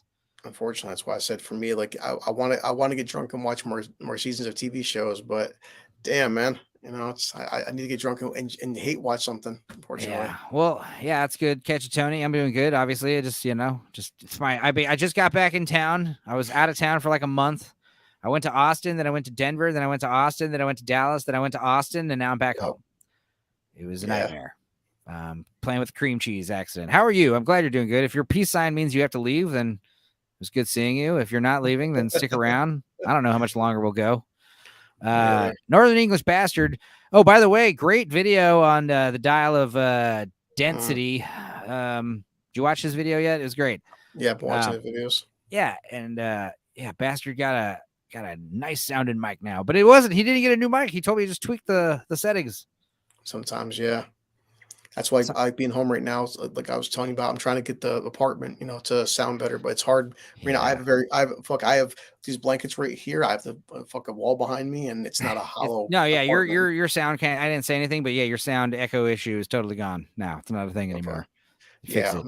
I told So her I'm trying to tweak it, but it's hard. yeah, it's great. No, definitely noticing a difference as soon as you came on. I forgot to say something. Yeah. But yeah. That's it. I'm back at the house now. I'm in a house versus an apartment.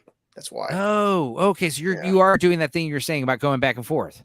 Yeah, because I noticed that for work purposes, like technically it's my mother's house, but my mother's house has a massive basement, and the basement's a very good place to Dude, make a here, studio. cheers to being a 30-something-year-old fucking basement dwelling at mom's house doing a YouTube channel. I have Yeah, totally gelled into the stereotype. It's hilarious.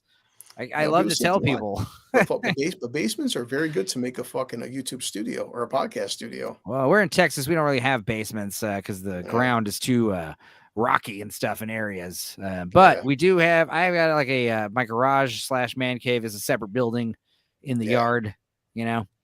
But that being said, like Bastard's saying, yeah, more people are waking up to this depravity. It's not that. It's just like we're all getting nudged along further and further, and everyone's got their line where they're like, "This is too weird. This is too weird." Yeah. And like a lot of people are crossing that line, especially when you involve little kids. It's just weird. It's just weird, dog. Yeah. Like, yeah, dude. Yeah, equal rights, whatever. But what the fuck are these 6-year-olds doing here? Like this is weird. I don't know, man. Everyone's got their limits. Everyone's got their line of where the depravity stops. And like I've said before, it's like, look, who cares, man? As long as they're not hurting anybody. They are hurting people. That's the thing, though. It's been like, yeah, it's been like 20, 30 years now of this, like, let's keep getting more and more debaucherous as a society. Yeah. And I think right now we are at the cusp where most of the people are like, this is far enough. I think we can stop right here. The bar is low, too low. We need to stop with the whatever, halt the train and back it up a bit. It's a little crazy right now. To where the point where like a movie like this about Homeland Security agents going into Honduras and freeing little children who are being held captive against their will, against evil maniacs. A movie like this is being shot down. People are over here like actively saying like fucking Homeland Security is some kind of like alt-right conspiracy theory. The guy worked there. He's a real dude, right? Yeah. It's like, come on, man. Yeah. I don't know what to say anymore. So I guess we'll just wrap it up then, I guess. Yeah. I think it just comes into the end that I've always said I'm apolitical, but if being against child trafficking makes me a right person, yeah, I guess I'm on the fucking right then. Card carrying Republican then, I guess, if that's what it that's what it calls it for. That's what it come down to. I'm considered a Republican. I'm like, okay, because I'm against child trafficking, I'm a Republican, then fuck it, so be it then. No, so we didn't. I didn't talk about it. We were talking about this specific interview, but yeah, I didn't watch it yet. I did watch an interview with Ben Shapiro, and it was 8 minutes long. Like I said, Ben, Jordan Peterson, Matt Walsh, Steven Crowder, all these guys. I've seen plenty of shit they've said I don't agree with at all. But like certain situations like this, I watched Ben Shapiro interview Jim Caviezel and Tim Ballard. It was only 8-minute video. Everything he said, I agree with. So. Yeah, and everything you can, and that's the other thing is like everything you can. You can definitely make fun of some of these people about whatever, but it doesn't mean they're not right about some things. Jesus Christ. And Jim Caviezel, oh my God, he's far right because he played in the Passion of the Christ. Yeah. And it's just like he went to some QAnon meetings and said things about adrenochrome. And it's like, okay, but like, let's say here's let me put it this way. The Pizzagate craziness, the far right conspiracy theory that, the world is run basically by satanic fucking pedivores who do crazy shit to the blood, using the blood of the innocent, literally, whatever.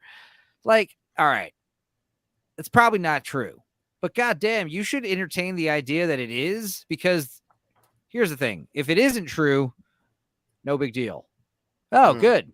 good to know that that's not true, that the world's not run by crazy vampires, basically. Yeah. All right. I did kind of entertain the idea. All right. That's fine. You can move on. But let's say you don't entertain the idea and it's fucking bullshit and you think it's crazy and you never think that it's true at all. And it ends up being true. You understand how bad your fucking psyche is going to fracture and how bad you will spiral into mental insanity from such a revelation so suddenly? Yeah. Like, it's one of those things where, like, for your own health and safety, you should entertain the idea that it might be true in case it is. Because if it isn't, no biggie. 100%. Yeah. But if it is, yeah, dude, that's going to fucking cause people to leap themselves out of buildings and shit. I love Tom Hanks. I can't believe myself. Oh. Yeah. Yep. I mean, said fucking half the goddamn country of America loved Bill Cosby at one point. So I know. And what Bill Cosby did is like pale in comparison to some of the allegations of what these right-wing and conspiracy theories are suggesting. That's the scary part. Is there's even people out there. I've listened to different videos and stuff. The guy was convicted, did his fucking time, and I've heard friggin' interviews, man on the street. You know, it's like, oh well, Bill wasn't that bad what he did, or maybe they were all just all lying. Well, so what if he did? I'm still a fan of his, and you're like, God damn, bro, that's where we're at now. Like, well, and let's also suggest. Here's the thing. Here's the idea. Let's say that it isn't true. None of it's true. It's all malarkey. The idea that the world is run by satanic vampires and a certain president is actually working in coercion with the military and foreign governments such as China and Russia to bring down these elite vampires that secretly run the world. And it's all a giant coup to like wake up the American and world populations to who their secret satanic vampire rulers are, as well as allowing them to step in and arrest and bring these vampires to justice. Like, let's say none of that is real. Let's make that a fucking movie then, at the very least. Yeah. Like, because it sounds like a pretty badass story. Like, you know, it's like Blade, but times 10. It's like Blade plus Warhammer with espionage. Like, I understand why the Q conspiracy theory is seducing people, as they like to say, because it's fucking interesting sounding, you know? And it's like, I understand people like to give their world view metaphysical and larger than life meaning behind it, you know, what with things like God and what have you. But Jesus Christ, like, it doesn't mean that like none of this stuff isn't true. You know, it means like it doesn't mean like all of it is bullshit. Like, I mean, my God. Well, I think come up on 3 hours. It's a good stopping point. But yeah, whenever you want to watch Phantom, I'm ready 24/7, dude. All right, man. Well, I'm down. On that note, I guess, like I said, we've got